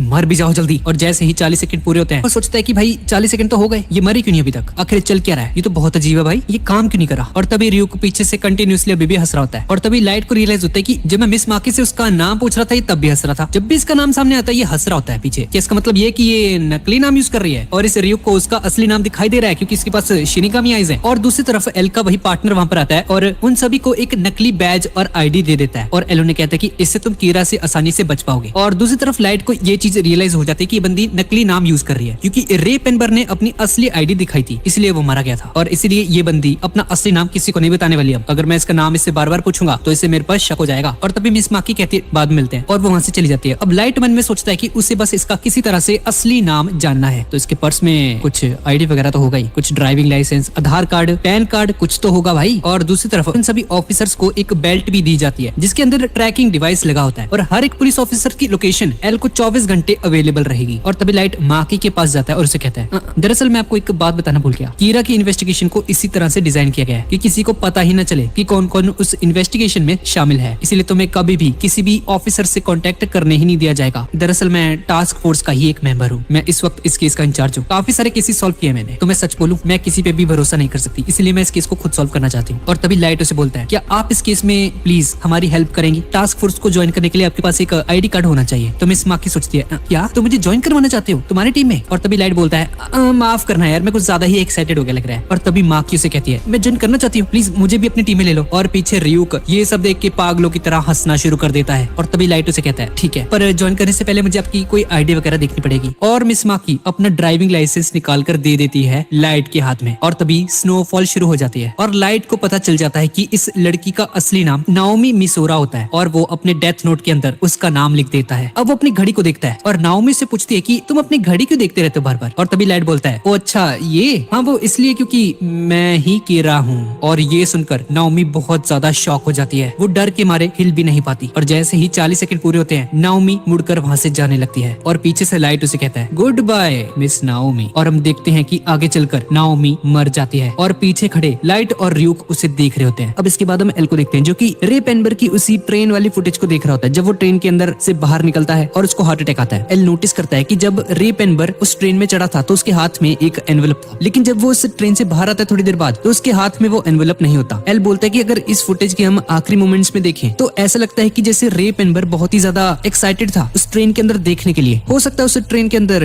कीरा हो। और इस तरफ लाइट कंटिन्यूसली डेथ नोट में नाम लिख रहा होता है, सोचो अगर किसी वजह से मुझे कुछ बीमारी वगैरह हो गई और मुझे हॉस्पिटल में एडमिट होना पड़े तो सीधा शक जाएगा पुलिस का कि चीफ यागामी का बेटा हॉस्पिटलाइज हो चुका है और कीरा के मर्डर्स बंद हो गए हैं। और इस तरफ एल के पार्टनर वातारी को कॉल आता है और एल को पता चलता है कि रे पेनबर की फियोंसे की डेथ हो चुकी है। और एल जैसे ही उसकी प्रोफाइल खोलता है तो उसे याद आता है कि वो एक एक्स FBI एजेंट है और उसके साथ काम कर चुकी है पहले USA में। अब उसके साथ जो ऑफिसर्स होते हैं वो उसे कहते हैं कि सर हो सकता है कि उसने सुसाइड कर लिया हो उसके फियोंसे की डेथ के बाद, लेकिन एल को इस बात पर विश्वास नहीं होता क्योंकि जिस नाओमी को वो जानता था वो कभी भी सुसाइड तो नहीं कर सकती थी, वो बहुत ही ज्यादा स्ट्रॉन्ग वुमन थी और उससे ऐसा लगता है कि उसे जरूर कोई सुराग वगैरह मिला होगा। और अब एल अपनी सर्च को और भी ज्यादा नैरो कर देता है और कहता है ठीक है तो अब से हम सिर्फ उन्हीं लोगों को इन्वेस्टिगेट करेंगे जिन्हें रे पेनबर इन्वेस्टिगेट कर रहा था और वो दो लोग हैं डेप्यूटी जनरल कीतामुरा और आप चीफ और आपकी फैमिली। तो अब मैं आप दोनों के घरों में सर्वेलेंस कैमरा और वायर टैप्स लगाना चाहता हूँ। और इधर दूसरी तरफ हम लाइट को देखते हैं जो कि अपने कंप्यूटर में से अपने फादर की सारी फाइल्स को डिलीट कर देता है जो कि उसने एक्सेस की थी ताकि किसी को भी उस पर शक ना हो, और अपने पर्स में डेथ नोट के पेजेस को छुपा लेता है। और इधर दूसरी तरफ वो ऑफिसर्स इस बात के लिए बिल्कुल भी रेडी नहीं होते, ये चीज सिविल राइट्स के अगेंस्ट होती है। और चीफ उसे कहता है कि ठीक है अगर 1% चांस भी है कीरा को पकड़ने का मेरी फैमिली को इन्वेस्टिगेट करके तो ठीक है करो एल, मैं तुम्हारे साथ हूँ। अब थोड़ी देर बाद शाम हो जाती है और एल अपने घर आता है और डोर लॉक होता है तो वो दूसरी चाबी यूज करके घर के अंदर आ जाता है और हम देखते हैं कि ऑलरेडी कैमरा और वायर टैप्स इंस्टॉल हो चुके हैं उसके घर में। अब लाइट जैसे ही अपने रूम के पास पहुंचता है तो वो हैंडल में कुछ नोटिस करता है और बहुत ज्यादा शॉक हो जाता है, लेकिन वो इस चीज को शो नहीं करता और उसके डोर में से कुछ चिट टाइप बाहर भी निकलता है। पर एल उसे इग्नोर करते हुए अंदर आ जाता है कमरे में और लाइट चुपचाप आकर लेट जाता है बेड के ऊपर और रियू को इग्नोर कर रहा होता है। अब लाइट चुपचाप बाहर जाता है और उस पेपर क्लिप को जो बाहर गिर गया था उसे चुपचाप वहाँ पर रख देता है उस दरवाजे के अंदर। और इस तरफ वो चीफ और एल उसे देख रहे होते हैं और उन्हें लाइट पर थोड़ा थोड़ा शक होना शुरू हो जाता है। अब वो दोनों बाहर जाते हैं और रियूक उससे कंटिन्यूअसली बातें करने की कोशिश करता है लेकिन लाइट उसे इग्नोर कर रहा होता है। अब लाइट अपने सारे कपड़ों को चेक करता है और कहता है ठीक है मुझे नहीं लगता मेरे कपड़ों में कोई माइक्रोफोन है। और वो रियूक को बताता है रियूक मेरे घर में सर्वेलेंस कैमरा और वायर टैप्स इंस्टॉल कर दिए गए हैं। और लाइट को ऐसा इसलिए पता चला क्योंकि वो जो डोर था जब वो अपने डोर को अपने आप क्लोज करता है तो उसको 5 मिलीमीटर नीचे तक छोड़ता है और जब भी वो अपने डोर को ओपन करता है तो उसे थोड़ा सा ऊपर उठाकर देखता है और अगर वो उठ जाता है तो कोई प्रॉब्लम नहीं होती और अगर वो ऊपर नहीं उठता तो इसका मतलब कोई ना कोई उसके कमरे में आया था। वो हिंज के पास एक पेंसिल भी रखता है जब वो दरवाजे को बंद करता है और वो उसे एक ऐसे एंगल पर रखता है कि अगर वो दरवाजा उसे निकाले बिना खोला जाएगा तो वो पेंसिल टूट जाएगी और आज वो टूटी हुई थी जिसका मतलब है कि उसके कमरे में कोई तो आया था। अब रियूक उसे कहता है कि हो सकता है भाई तुम्हारे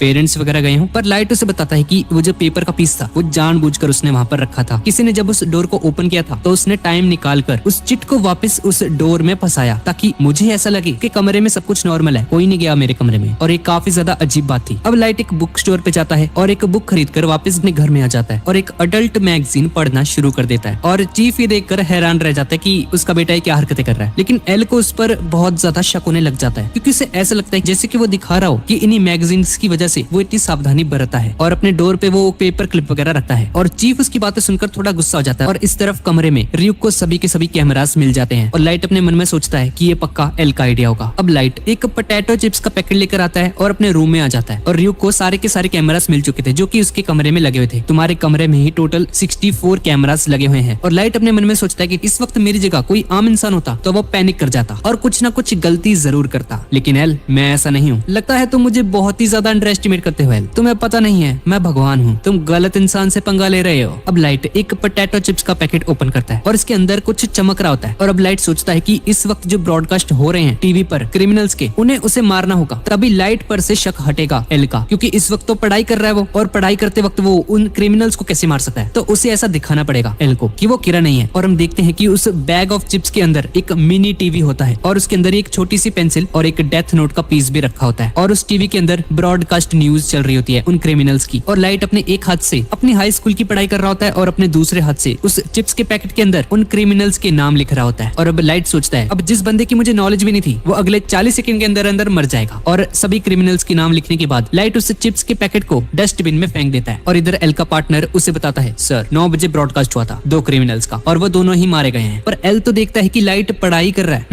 कुछ तो गड़बड़ है। अब थोड़ी देर बाद शाम हो जाती है और सोचता है कि उसे जो भी क्रिमिनल्स दिखते हैं टीवी पर उन्हें उनका नाम याद रखना होगा और बाहर जाकर वो डेथ नोट को यूज करेगा। यही एक तरीका है सर्विलेंस कैमरा से निपटने का। और रियोजाकी कहता है इस तरफ, ठीक है चीफ, मुझे कोई भी सबूत वगैरह नहीं मिला है तो मैं आपके घर से वो कैमरा वगैरह हटा देता हूँ। और चीफ एक चैन की सांस लेता है। अब एल सोचता है कि अगर लाइट ही कीरा होता तो उसके चेहरे पर कुछ ना कुछ तो एक्सप्रेशंस आते इतने सारे क्रिमिनल्स को मार के, लेकिन इसके चेहरे पर बिल्कुल भी एक्सप्रेशंस नहीं है पैनिक के। तो अगर लाइट ही कीरा है तो उसकी साइकोलॉजिकल स्टेट इतनी ज्यादा हाई हो चुकी है कि वो एक भगवान की तरह बन चुका है। और इस तरफ रियुक लाइट के कमरे में चेक करता है कि उसके कमरे में अब एक भी कैमरा वगैरह नहीं है, सब कुछ हटा दिया गया है और उसे लगता है कि उसके ऊपर से शक हट चुका है। अब अगले दिन लाइट का एग्जाम होता है। जैसे ही वो एग्जाम लिखना शुरू करता है तो वहाँ पे जो इन्विजिलेटर होता है उनका, वो पीछे एक लड़के को डांटता है और कहता है, यू ठीक से बैठो, ये क्या कर रहे हो तुम। और जैसे ही लाइट पीछे मुड़कर देखता है तो वो देखता है कि एल वहाँ पर बैठा होता है और एल लाइट को देखता है। लाइट भी उसको पीछे मुड़कर देखता है। और कुछ दिन बाद लाइट एक सेरेमनी में आया होता है अपने स्कूल में और एक स्पीच होने वाली होती है वहाँ पर। और वहाँ का डायरेक्टर लाइट को बुलाता है स्टेज के ऊपर क्योंकि उसने एग्जाम में टॉप किया होता है। और वो डायरेक्टर एक और बंदे का नाम लेता है, हिडेकी रायुका, और कोई नहीं बल्कि एल ही होता है। और लाइट देखता है कि ये तो वही लड़का है जो उस दिन पीछे बैठा था अजीब से तरीके से। इधर लाइट अपनी स्पीच देना शुरू कर देता है और बच्चे नोटिस करते हैं कि इन दोनों में जमीन आसमान का फर्क है। ये दोनों एक दूसरे के ऑपोजिट होते हैं। लाइट को देखकर लगता है कि ये तो कमाल का जीनियस बंदा है, एकदम जेंटलमैन। और दूसरी तरफ ये एल किसी पागल की तरह लगता है लेकिन है जीनियस। अब वो दोनों स्टेज से नीचे उतरते हैं। ये दोनों साथ में ही बैठे होते हैं और वो लाइट को कहता है कि उसे कुछ बताना है उसे। अच्छा भाई ठीक है, बताओ फिर क्या बताना है तुम्हें। और तभी एल लाइट की तरफ मुड़ता है और उसे बताता है, मैं एल हूँ। और एल उसे कीनली ऑब्जर्व करने लगता है उसके रिएक्शन के लिए। और लाइट अपने मन में सोचता है, भाई साहब नहीं, ये नहीं हो सकता, ये एल मेरे सामने आकर मुझे बताएगा कि एल है। नहीं, मैं शॉक नहीं हो सकता, मुझे नॉर्मल बिहेव करना होगा। अब एल उसे बताता है कि वो उसके सामने इसलिए आया है क्योंकि उसे लगता है कि वो कीरा केस को सॉल्व करने में उसकी हेल्प कर सकता है। और लाइट सोचता है कि अगर वो उससे मिलते ही मारा गया तो सारा शक उस पर ही आएगा। और उसके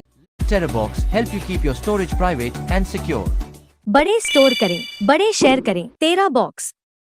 से ही पता चल जाता है कि ये नकली नाम यूज कर रहा है क्योंकि हिडेकी रायुका एक फेमस पॉप स्टार का नाम होता है जापान में। और अगर ये इसका असली नाम नहीं हुआ और इसने डेथ नोट से इसे मारने की कोशिश की तो हो सकता है कि वो फेमस पॉप सिंगर मारा जाए। इसलिए एल ने इस फेक नेम को चूज किया है। अब लाइट शांति से अपने घर जाता है और अपने रूम में जाकर दरवाजा लॉक कर लेता है और जोर से चिल्लाता है, शिट, उसने मुझे पहचान लिया। अगर मैंने उसे मारा तो सारा शक मेरे ऊपर आएगा। मैंने इसे हल्के में ले लिया। इससे ये साबित होता है कि उन्हें अभी तक मेरे खिलाफ कोई भी सबूत नहीं मिला, उन्हें सिर्फ मुझ पर शक है। अब इसके बाद हम लाइट और एल को देखते हैं जो कि एक मैच खेलने आए होते हैं स्कूल में। और इस मैच को लाइट 6 स्कोर से जीत जाता है। अब ये दोनों वापस जाने लगते हैं और एल उसे कहता है, लाइट मुझे तुम पर शक है कि तुम कीरा हो। अब इसके बाद ये दोनों एक कॉफी शॉप पर आ जाते हैं और लाइट कहता है, कोई बात नहीं, जब तक तुम्हें पूरी तरह से कंफर्म नहीं हो जाता कि मैं कीरा नहीं हूँ तब तक मैं वेट कर सकता हूँ। और एल उसे कहते हैं कि अगर तुम कीरा हो भी तो भी मैं चाहता हूँ कि तुम इन्वेस्टिगेशन में मेरा साथ दो क्योंकि तुम्हारी लॉजिकल रीजनिंग स्किल्स बहुत ही ज्यादा अच्छी हैं। ये दोनों आपस में बात कर रहे थे कि तभी इनका सेलफोन रिंग होता है और वतारी रियोजाकी को कहता है, एल बहुत बुरा हुआ। और उन्हें पता चलता है कि लाइट के फादर को हार्ट अटैक आ चुका है। अब ये दोनों जाते हैं लाइट के फादर से मिलने हॉस्पिटल में और हमें पता चलता है कि ये काम कीरा का नहीं था, ये एक जेन्युइन हार्ट अटैक था। लेकिन अब लाइट के फादर ठीक होते हैं और लाइट के फादर उसे बताते हैं कि जब वो गिरा तो उसे ऐसा लगा कि कीरा ने उसे मार दिया, लेकिन ऐसा नहीं था। अब चीफ एल से कहता है कि अब तो तुम्हारा शक दूर हो गया ना, अब तो तुमने बात कर ली मेरे बेटे से। तो एल कहता है हाँ सर, और लाइट उसे कहता है ठीक है, अब से मैं तुम्हारा इन्वेस्टिगेशन में साथ दूंगा और कीरा को पकड़ा कर ये कंफर्म करूंगा कि मैं कीरा नहीं हूँ। अब दूसरी तरफ हम एक टीवी न्यूज स्टेशन की मीटिंग का सीन देखते हैं और ये लोग यहाँ पर अपने चैनल की टीआरपी वगैरह बढ़ाने के बारे में बात कर रहे होते हैं, क्योंकि इनका चैनल बहुत ही ज्यादा डाउन जा रहा होता है, जैसे कि मेरा जा रहा है अभी। और सोचते हैं कि कैसे भाई, कुछ तो आइडिया लगाओ यार, कुछ तो सोचो। और तभी उसकी असिस्टेंट वहाँ पर आती है मैनेजर की, और इन्हें 4 टेप्स मिलती है और एक लेटर मिलता है और वो पढ़ता है और उसे पता चलता है कि उन्हें ये जो टेप्स है वो कीरा ने भेजी है और ये एक ऐसा मैसेज है इन टेप्स में जो कि कीरा दुनिया को देना चाहता है, और अगर इन्होंने इस टेप्स को ब्रॉडकास्ट नहीं किया तो वो उन सबको मार डालेगा। और ये देखकर वो मैनेजर बहुत ही ज्यादा खुश हो जाता है और कहता है भाई साहब, इसी का तो वेट था, तो हमारी टीआरपी छत तोड़कर ऊपर जाएगी। अब साकुरा टीवी के ऊपर बताया जाता है, सीधे शब्दों में कहा जाए तो कीरा ने हमें बंदी बना लिया है और वो जैसा बोलेगा हमें वैसा ही करना होगा। एल और बाकी के ऑफिसर्स भी इस न्यूज को देख रहे होते हैं और उन्हें लगता है कि कोई फालतू की चीज है, ये लोग बस टीआरपी बढ़ाने के चक्कर में अपनी। और वो बताते हैं कि उन्हें 4 टेप्स मिली हैं और पहली टेप में 2 क्रिमिनल्स का नाम लिखा हुआ था जिनकी मौत कल हो गई थी, जैसा कीरा ने कहा था, ठीक दोपहर 3 बजे, और दोनों ही क्रिमिनल्स हार्ट अटैक से मरे हैं। और दूसरी टेप कीरा ने हमसे कहा था कि ठीक 5:45 बजे अपने चैनल पर शो करें, और इस टेप के अंदर दुनिया के लिए एक मैसेज है। वो टेप चलना शुरू होती है और हम स्क्रीन पर देखते हैं कीरा लिखा होता है और कीरा उससे कहता है ठीक है, तो अगर ये टेप चल रही है जैसा कि मैंने इन न्यूज वालों को बोला था, तो अब आपको अपना चैनल काजुओ टीवी पर शिफ्ट करना है। वहाँ का फेमस न्यूज एंकर ही बीमा हार्ट अटैक से अभी मर चुका होगा। वो लोग चैनल चेंज करते हैं और देखते हैं कि सच में वो एंकर मर चुका होता है। और कीरा ने बताया कि अब मेरा दूसरा टारगेट है एक दूसरे न्यूज चैनल का एक और एंकर, क्योंकि उसने हमेशा से मेरे ऊपर उंगली उठाई है। वो लोग चैनल पर देखते हैं और देखते हैं कि सच में मर चुका होता है वो एंकर। और एल सोचता है कि अगर ऐसे ही चलता रहा तो भाई बहुत बड़ी गड़बड़ हो जाएगी, जल्दी से बंद कराओ। यहाँ पर मात्सुदा साकुरा टीवी को कॉल करता है लेकिन कोई भी कॉल नहीं उठाता जानबूझकर। और कीरा कहता है ठीक है, मेरा काम है इस दुनिया को सुधारना, और अगर तुम लोग मेरे पीछे आए तो मैं तुम लोगों को मारने में जरा सा भी नहीं हिचकिचाऊंगा। अब एक ऑफिसर साकुरा चैनल के हेड ऑफिस में जाता है उस टेप्स को रोकने के लिए। वहाँ पर एक गार्ड होता है और उसने डोर को लॉक कर दिया होता है। वो ऑफिसर एक गन निकालता है लेकिन तभी उसे हार्ट अटैक आ जाता है और वो जमीन पर गिर जाता है। और एल इस चीज को देख लेता है कि उनका एक ऑफिसर मर चुका है। आइसावा को बहुत ज्यादा गुस्सा आ जाता है ये देखकर और वो भी वहाँ पर जाने के लिए सोचता है, लेकिन एल उसे रोक देता है और कहता है नहीं, तुम मत जाओ वहाँ पर, तुम्हारे साथ भी यही होगा जो उसके साथ हुआ। मुझे ऐसा लगता है कि कीरा अब सिर्फ चेहरा देखकर ही मार सकता है, या तो वो साकुरा टीवी स्टेशन के बाहर है या फिर किसी बिल्डिंग वगैरह पर चढ़ रखा है जहाँ से वो एंट्रेंस पर निगरानी रखे हुए है। और इस तरफ हॉस्पिटल में चीफ यागमी भी इस न्यूज को देख रहा होता है और उससे रहा नहीं जाता और वो एक पुलिस वैन लेकर साकुरा टीवी स्टेशन के हेडक्वार्टर में घुस जाता है वैन लेकर। लाइट के फादर वहाँ पर आते हैं और उनसे कहते हैं अभी की अभी बंद करो इसे और वो सारी की सारी टेप्स मुझे दो, मैं पुलिस से हूँ। वो मैनेजर बोलता है कि सर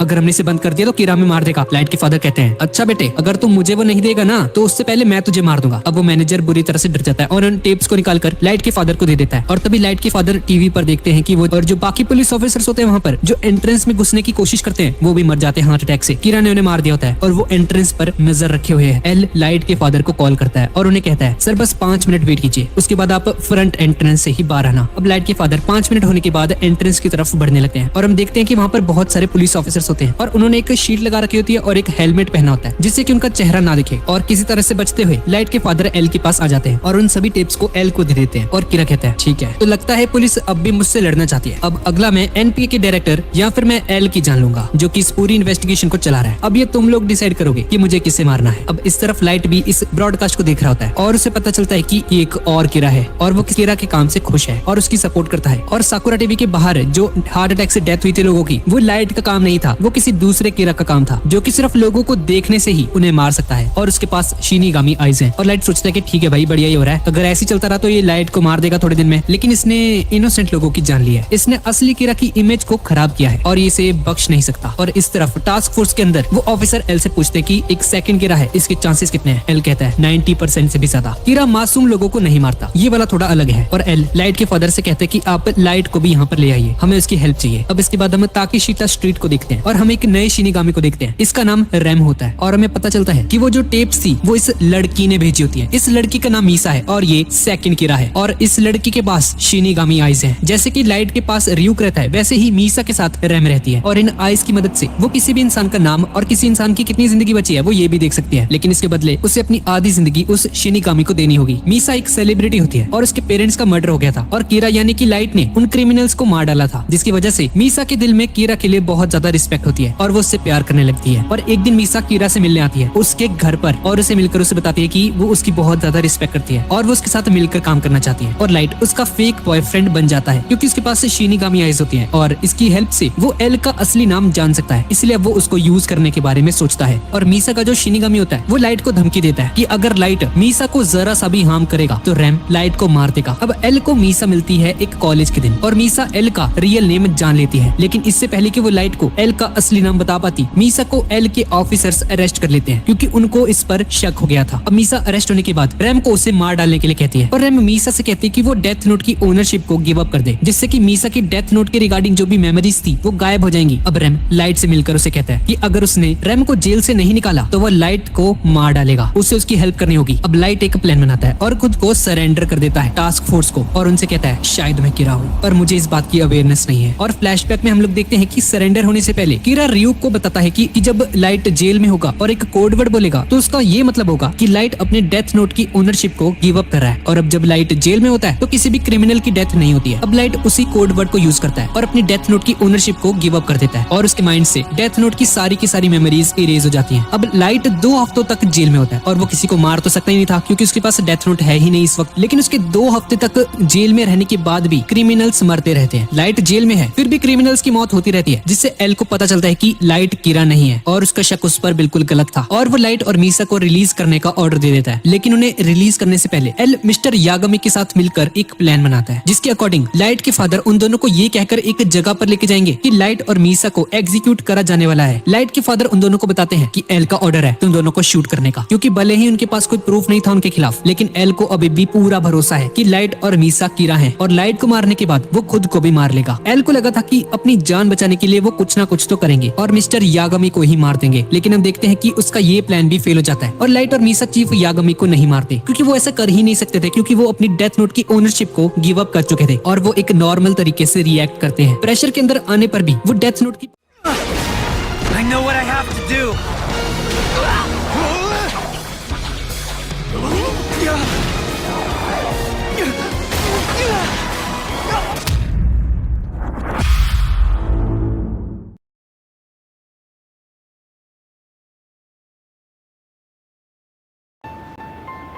तुम कभी KFC नहीं गई ना? चल। पहला नशा पहला खुमार,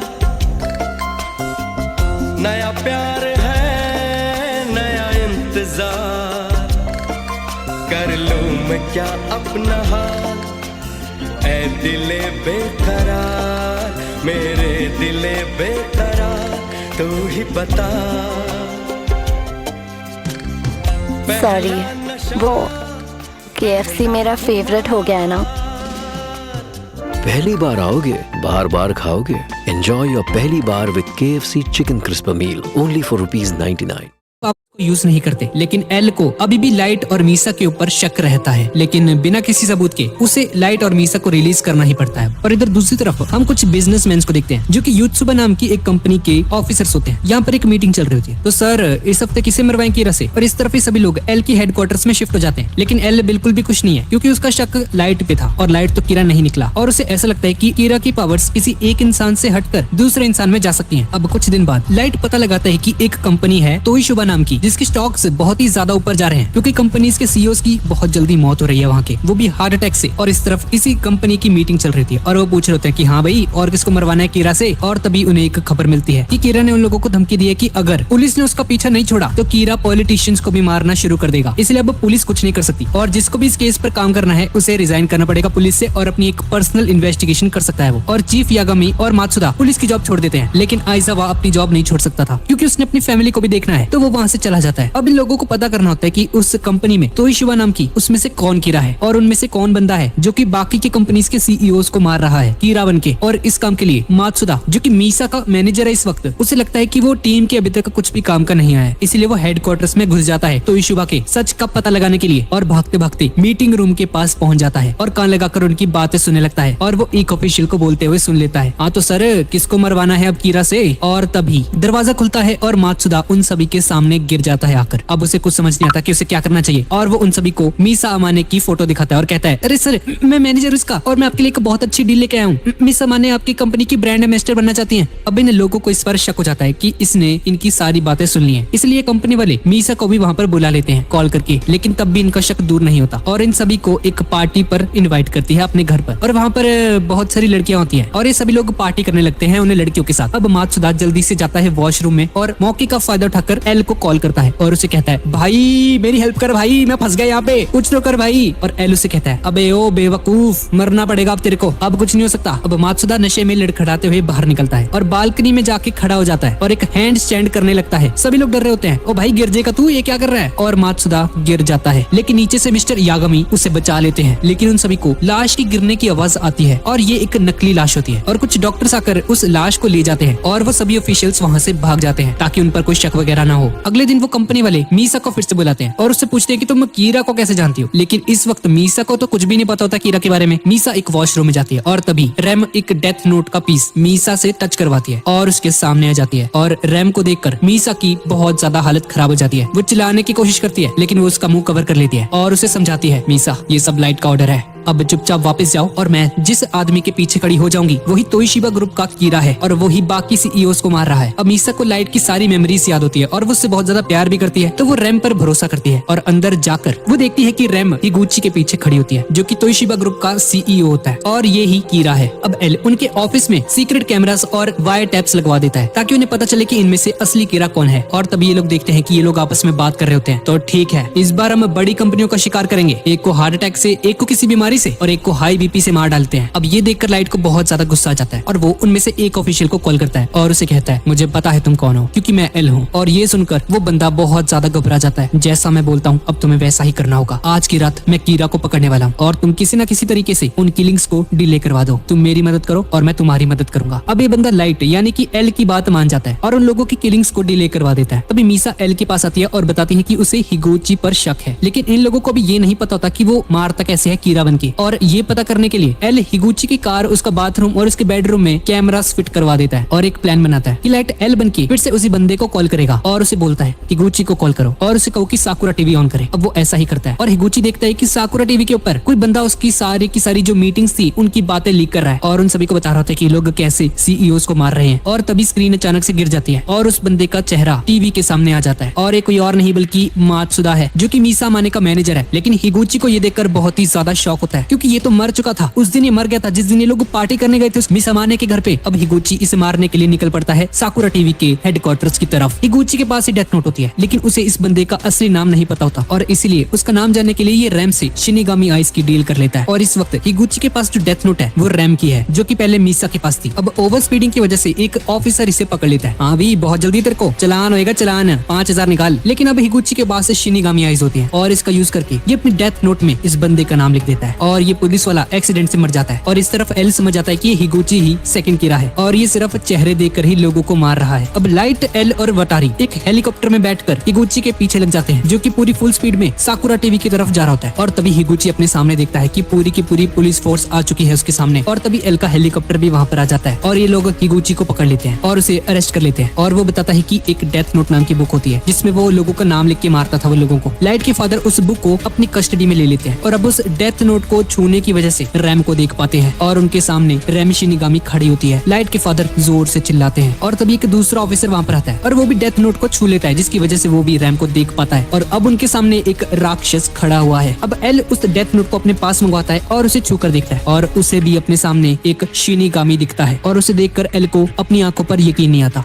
भाई साहब ये असली में होते हैं। शिट, अरे डेथ नोट कहाँ गई? तभी एल अपने साइड में देखता है और देखता है कि वो डेथ नोट लाइट के हाथ में है और तभी लाइट जोर से चिल्लाता है और उसे अपनी पुरानी सभी मेमोरीज याद आ जाती हैं। अब लाइट को इतनी जोर से चिल्लाता हुआ देखकर एल को लगता है कि वो भी उस शिनिगामी को देख पा रहा है, इसलिए वो भी थोड़ा सा पैनिक कर गया और हमें पता चलता है कि ये लाइट का ही एक प्लान था। लाइट की याददाश्त वापस आ चुकी है और ये इसका ही प्लान था ताकि ये इनोसेंट प्रूफ हो सके और एल का शक इस पर से हट जाए पूरी तरह से। और एक फ्लैशबैक में हम लोग देखते हैं कि जब लाइट ने अपनी डेथ नोट को रैम को दिया था और अपनी डेथ नोट की ओनरशिप को गिव अप कर दिया था तो उसने उसे कहा था कि इस डेथ नोट को किसी ऐसे बंदे को देना जो कि पैसे के पीछे पागल है और बहुत ही ज्यादा लालची हो, जिससे कि मीसा के ऊपर शक हट जाएगा कीरा होने का, और फिर वो एल के साथ इन्वेस्टिगेशन में शामिल हो जाएगा और उसके साथ मिलकर अपनी रीजनिंग स्किल से उस नए डेथ नोट के ओनर को पकड़ लेगा। और जब वो डेथ नोट को फिर से टच करेगा तो उसकी सारी की सारी मेमोरीज फिर से वापस आ जाएंगी। और जैसा कि लाइट ने प्लान किया था बिल्कुल वैसा ही हुआ। अब लाइट उस डेथ नोट को ओपन करता है और अपने खून से ही हिगुची का नाम लिख देता है उस डेथ नोट में, और हिगुची मर जाता है 40 सेकंड बाद हार्ट अटैक से। अभी सभी लोग एल के हेडक्वार्टर्स में आ जाते हैं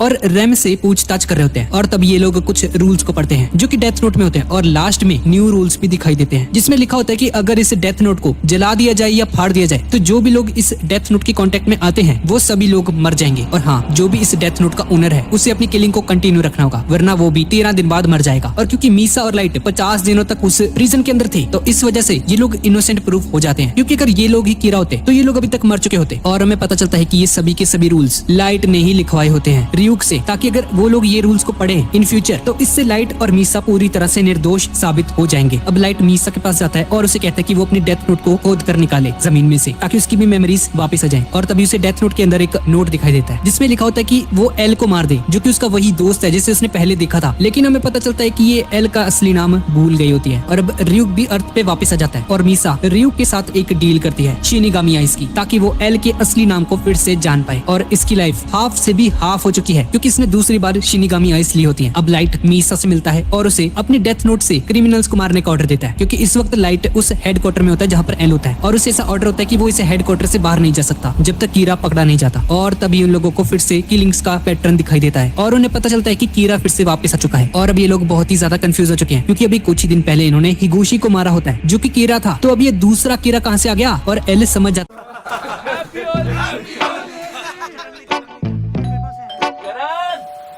आजा ब्रो।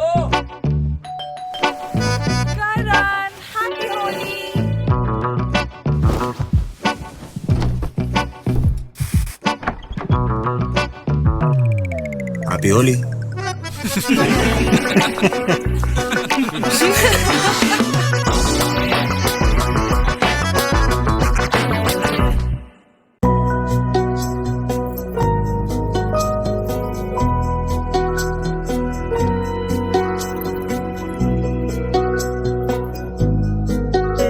दुल्हन ऐसी अपने ख्वाबों जैसी, इंद्रिया bridal collection, Aditya Birla jewellery.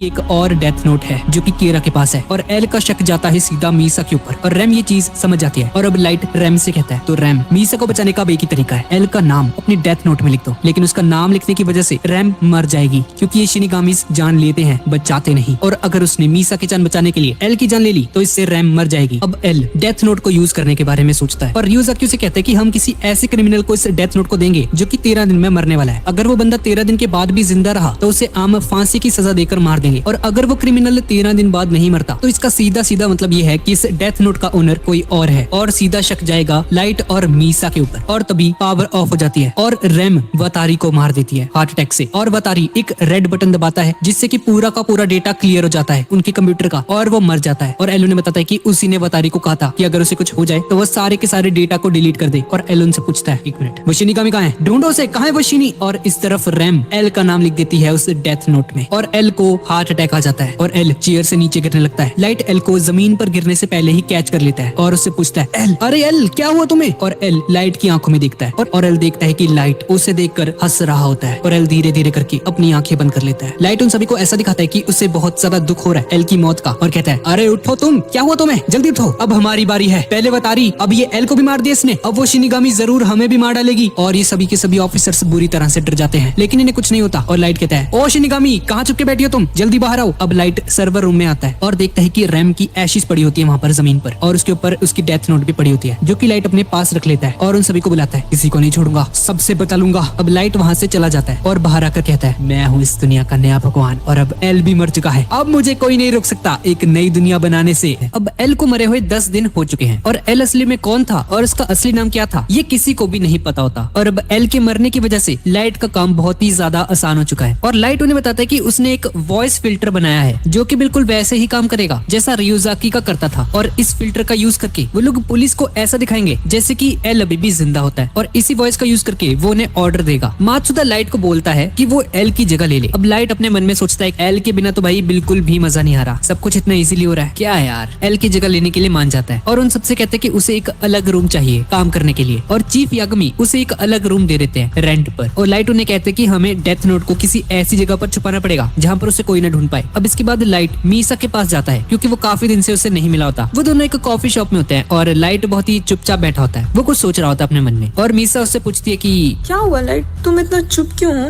और लाइट उसे बोलता है कि मीसा हमें एक साथ रहना शुरू कर देना चाहिए, मैंने पुलिस से कहकर एक रूम रेंट पर ले लिया है अलग से, और हम लोग वहाँ पर बिल्कुल सेफ रहेंगे। और ये सुनकर मीसा बहुत ही ज्यादा खुश हो जाती है, ये अब मैं फाइनली तुम्हारे साथ रह सकती हूँ। अब थोड़ी देर बाद शाम हो जाती है और लाइट हेडक्वार्टर के टेरेस पर खड़ा होता है। रियूक लाइट से कहता है अच्छा तो वो एल मर गया क्या, अब तो मजा नहीं आएगा भाई बिल्कुल भी, अब तो तुम बहुत ही आसानी से कर लोगे सब कुछ, अब तो बहुत बोरिंग होने वाला है। लाइट बोलता है नहीं ऐसा नहीं है, अब मैं तुम्हें एक नए वर्ल्ड की क्रिएशन दिखाता हूँ।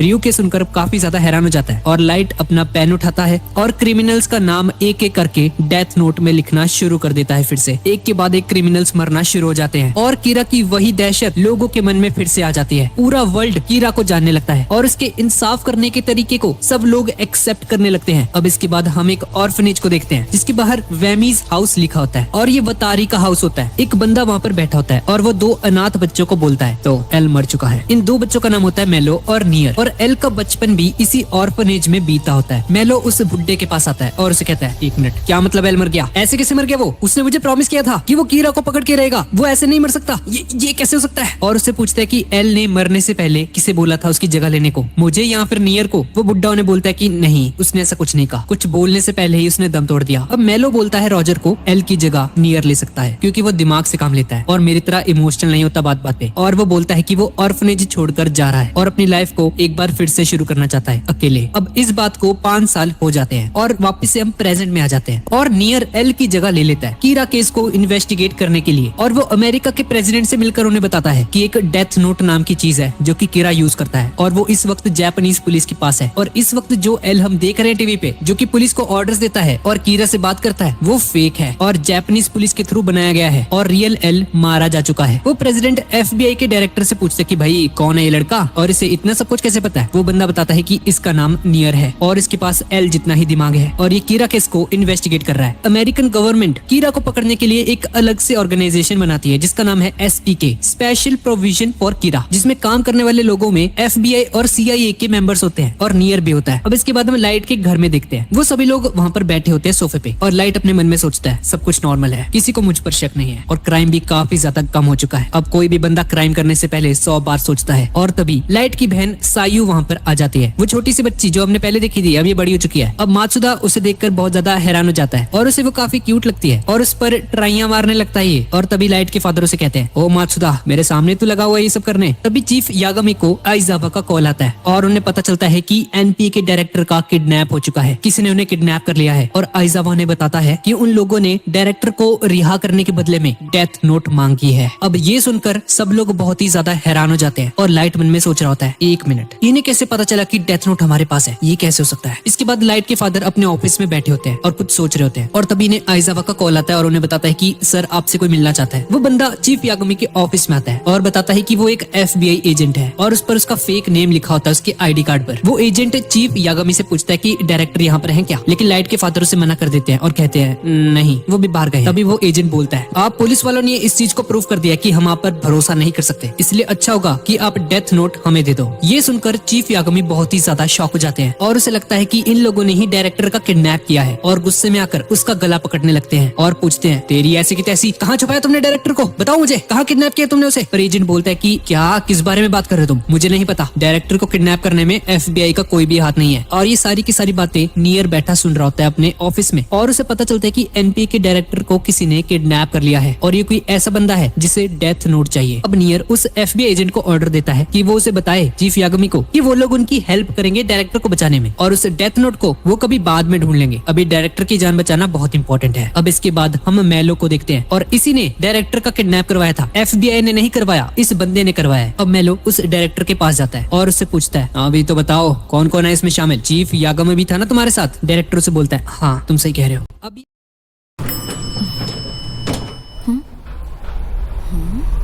ये गॉसिप क्वीन मिसेस मिश्रा ने मेरे सफेद बाल देख लिए तो बड़ी प्रॉब्लम हो जाएगी। प्रीति जी, ये तो सिर्फ 15 रुपए वाली प्रॉब्लम है। Godrej expert rich cream mini pack में है एलोवेरा। अब कलर्ड बाल दिखेंगे soft and shiny. Godrej expert rich cream black brown shade अब सिर्फ 15 रुपए में।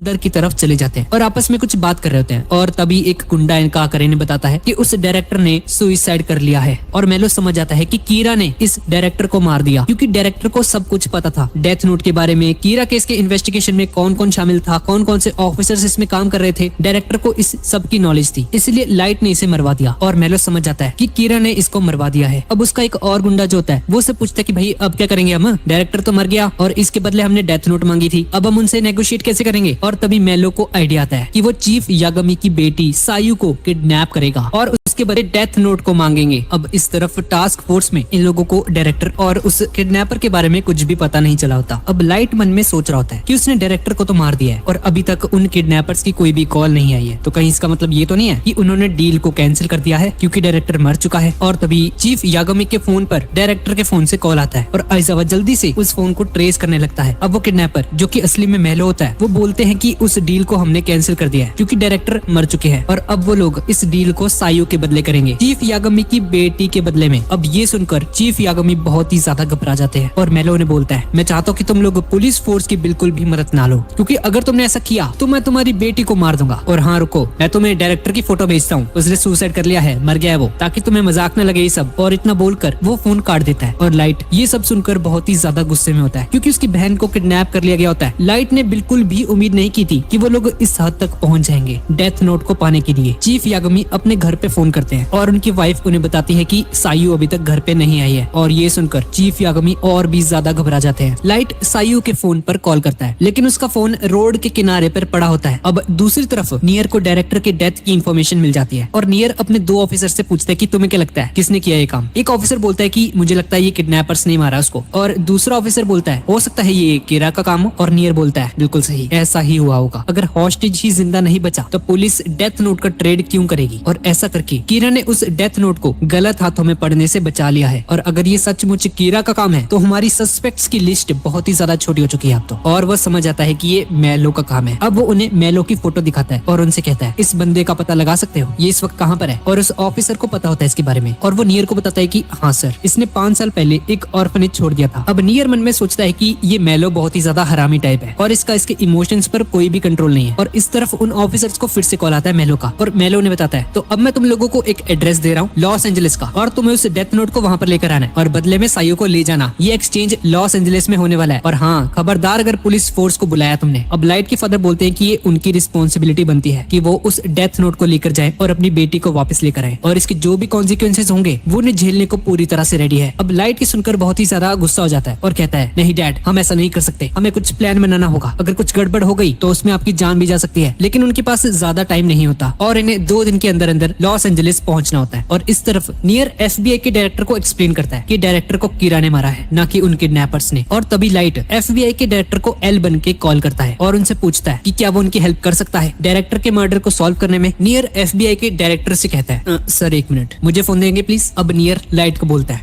कैसे हो एल नंबर 2। ये सुनकर ही ज्यादा शॉक हो जाता है और बोलता है क्या मतलब है तुम्हारा एल नंबर 2 से, कौन बोल रहे हो तुम। नियर बोलता है अबे ओ ड्रामे मत कर, मैं SPK का मेंबर हूँ और मुझे तेरे बारे में सब कुछ पता है और उसके टॉप 7 मेंबर्स को ये बात पता है कि एल मर चुका है। अब लाइट सोच रहा होता है कि इन लोगों को कैसे पता चली ये बात कि ये लोग है कौन। और नियर उसे कहता है तो अब एल तो मर चुका है तो तुम मुझे एन बोल सकते हो। अब लाइट को इस बंदे से बात करके ऐसा लग रहा होता है जैसे कि वो अभी भी एल के साथ ही बात कर रहा होता है, लेकिन इस वक्त लाइट को सायू की जान बचानी होती है, इसलिए वो नियर से हेल्प मांगता है और उसे बताता है हाँ तो मिस्टर एन, डायरेक्टर की मौत के बाद चीफ यागमी की डॉटर सायू को किडनैप कर लिया गया है और उसे उन्हीं लोगों ने किडनैप किया है जिन्होंने डायरेक्टर को मारा है और उन लोगों ने लॉस एंजलिस में ट्रेड करने को बोला है। और नियर उसे बोलता है, अच्छा तो क्या ट्रेड से तुम्हारा मतलब डेथ नोट से है क्या? लाइट बोलता है, हाँ तुम्हें पता है ना सब कुछ, उन्होंने बदले में डेथ नोट मांगी है। नियर बोलता है, तो ठीक है नंबर 2, मैं तुम्हारी हेल्प करूंगा, जितने हो सके उतने ऑफिसर्स लॉस एंजलिस में भेजता हूँ अपने, और साथ ही साथ पूरी सिटी को सैटेलाइट से मॉनिटर भी करेंगे। नियर बोलता है कि उन्हें लोगों की लाइफ की चिंता भी होनी चाहिए, और इस वक्त वो डेथ नोट से ज्यादा सायु की जान बचाना ज्यादा इंपॉर्टेंट है। अब चीफ यागमी लाइट के पास आते हैं और उसे कहते हैं, लाइट बच्चे, मुझे अपनी जान की कोई परवाह नहीं है, लेकिन प्लीज तुम सायु को बचा लो। लाइट बोलता है, डैड ये कैसी बातें कर रहे हो आप, आपको कुछ नहीं होगा, चिंता मत कीजिए आप,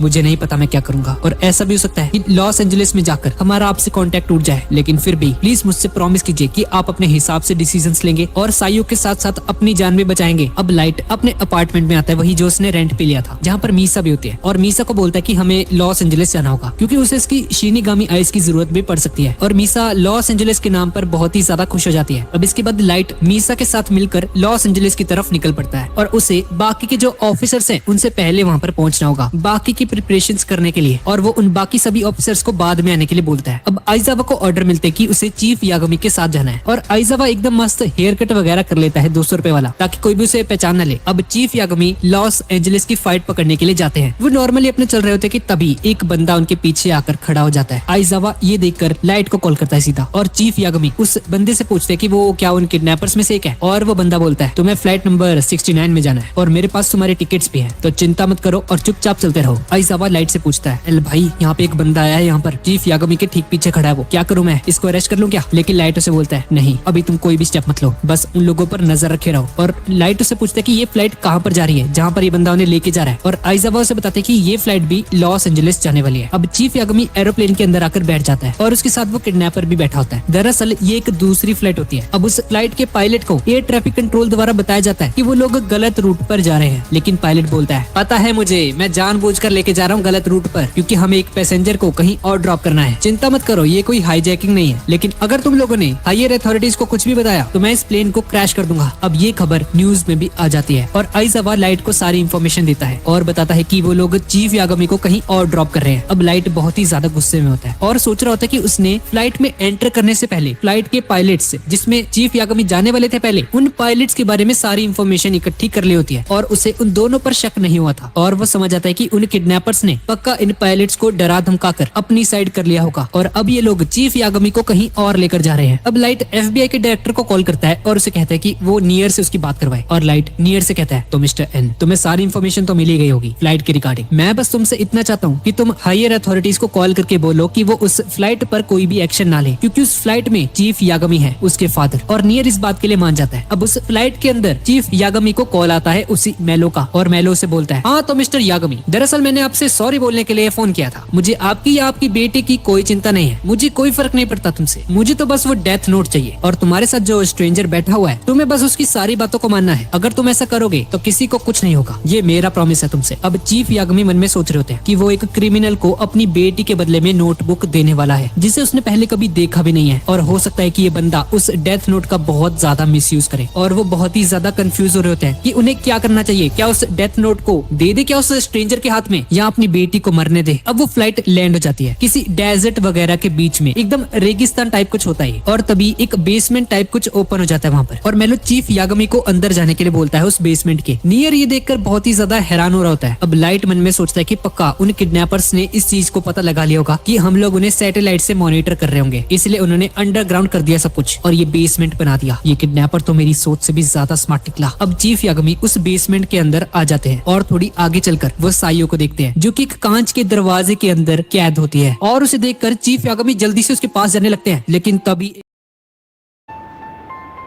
तू कधी KFC ला गेली नाहीस ना? चल। पहला नशा पहला खुमार, नया प्यार है नया इंतजार, कर लूं मैं क्या अपना हाल, ऐ दिले बेकरार मेरे दिले बेकरार, तू ही बता। सॉरी, ते KFC माझं फेवरेट झालंय ना. पहिल्या वेळी याल, वारंवार याल. तुमची पहिली वेळ एन्जॉय करा KFC चिकन क्रिस्पर मील सह फक्त 99 रुपयांमध्ये. मैं बिल्कुल ठीक हूँ. किटाकामा, अब तुम ठीक हो ना? हाँ हाँ।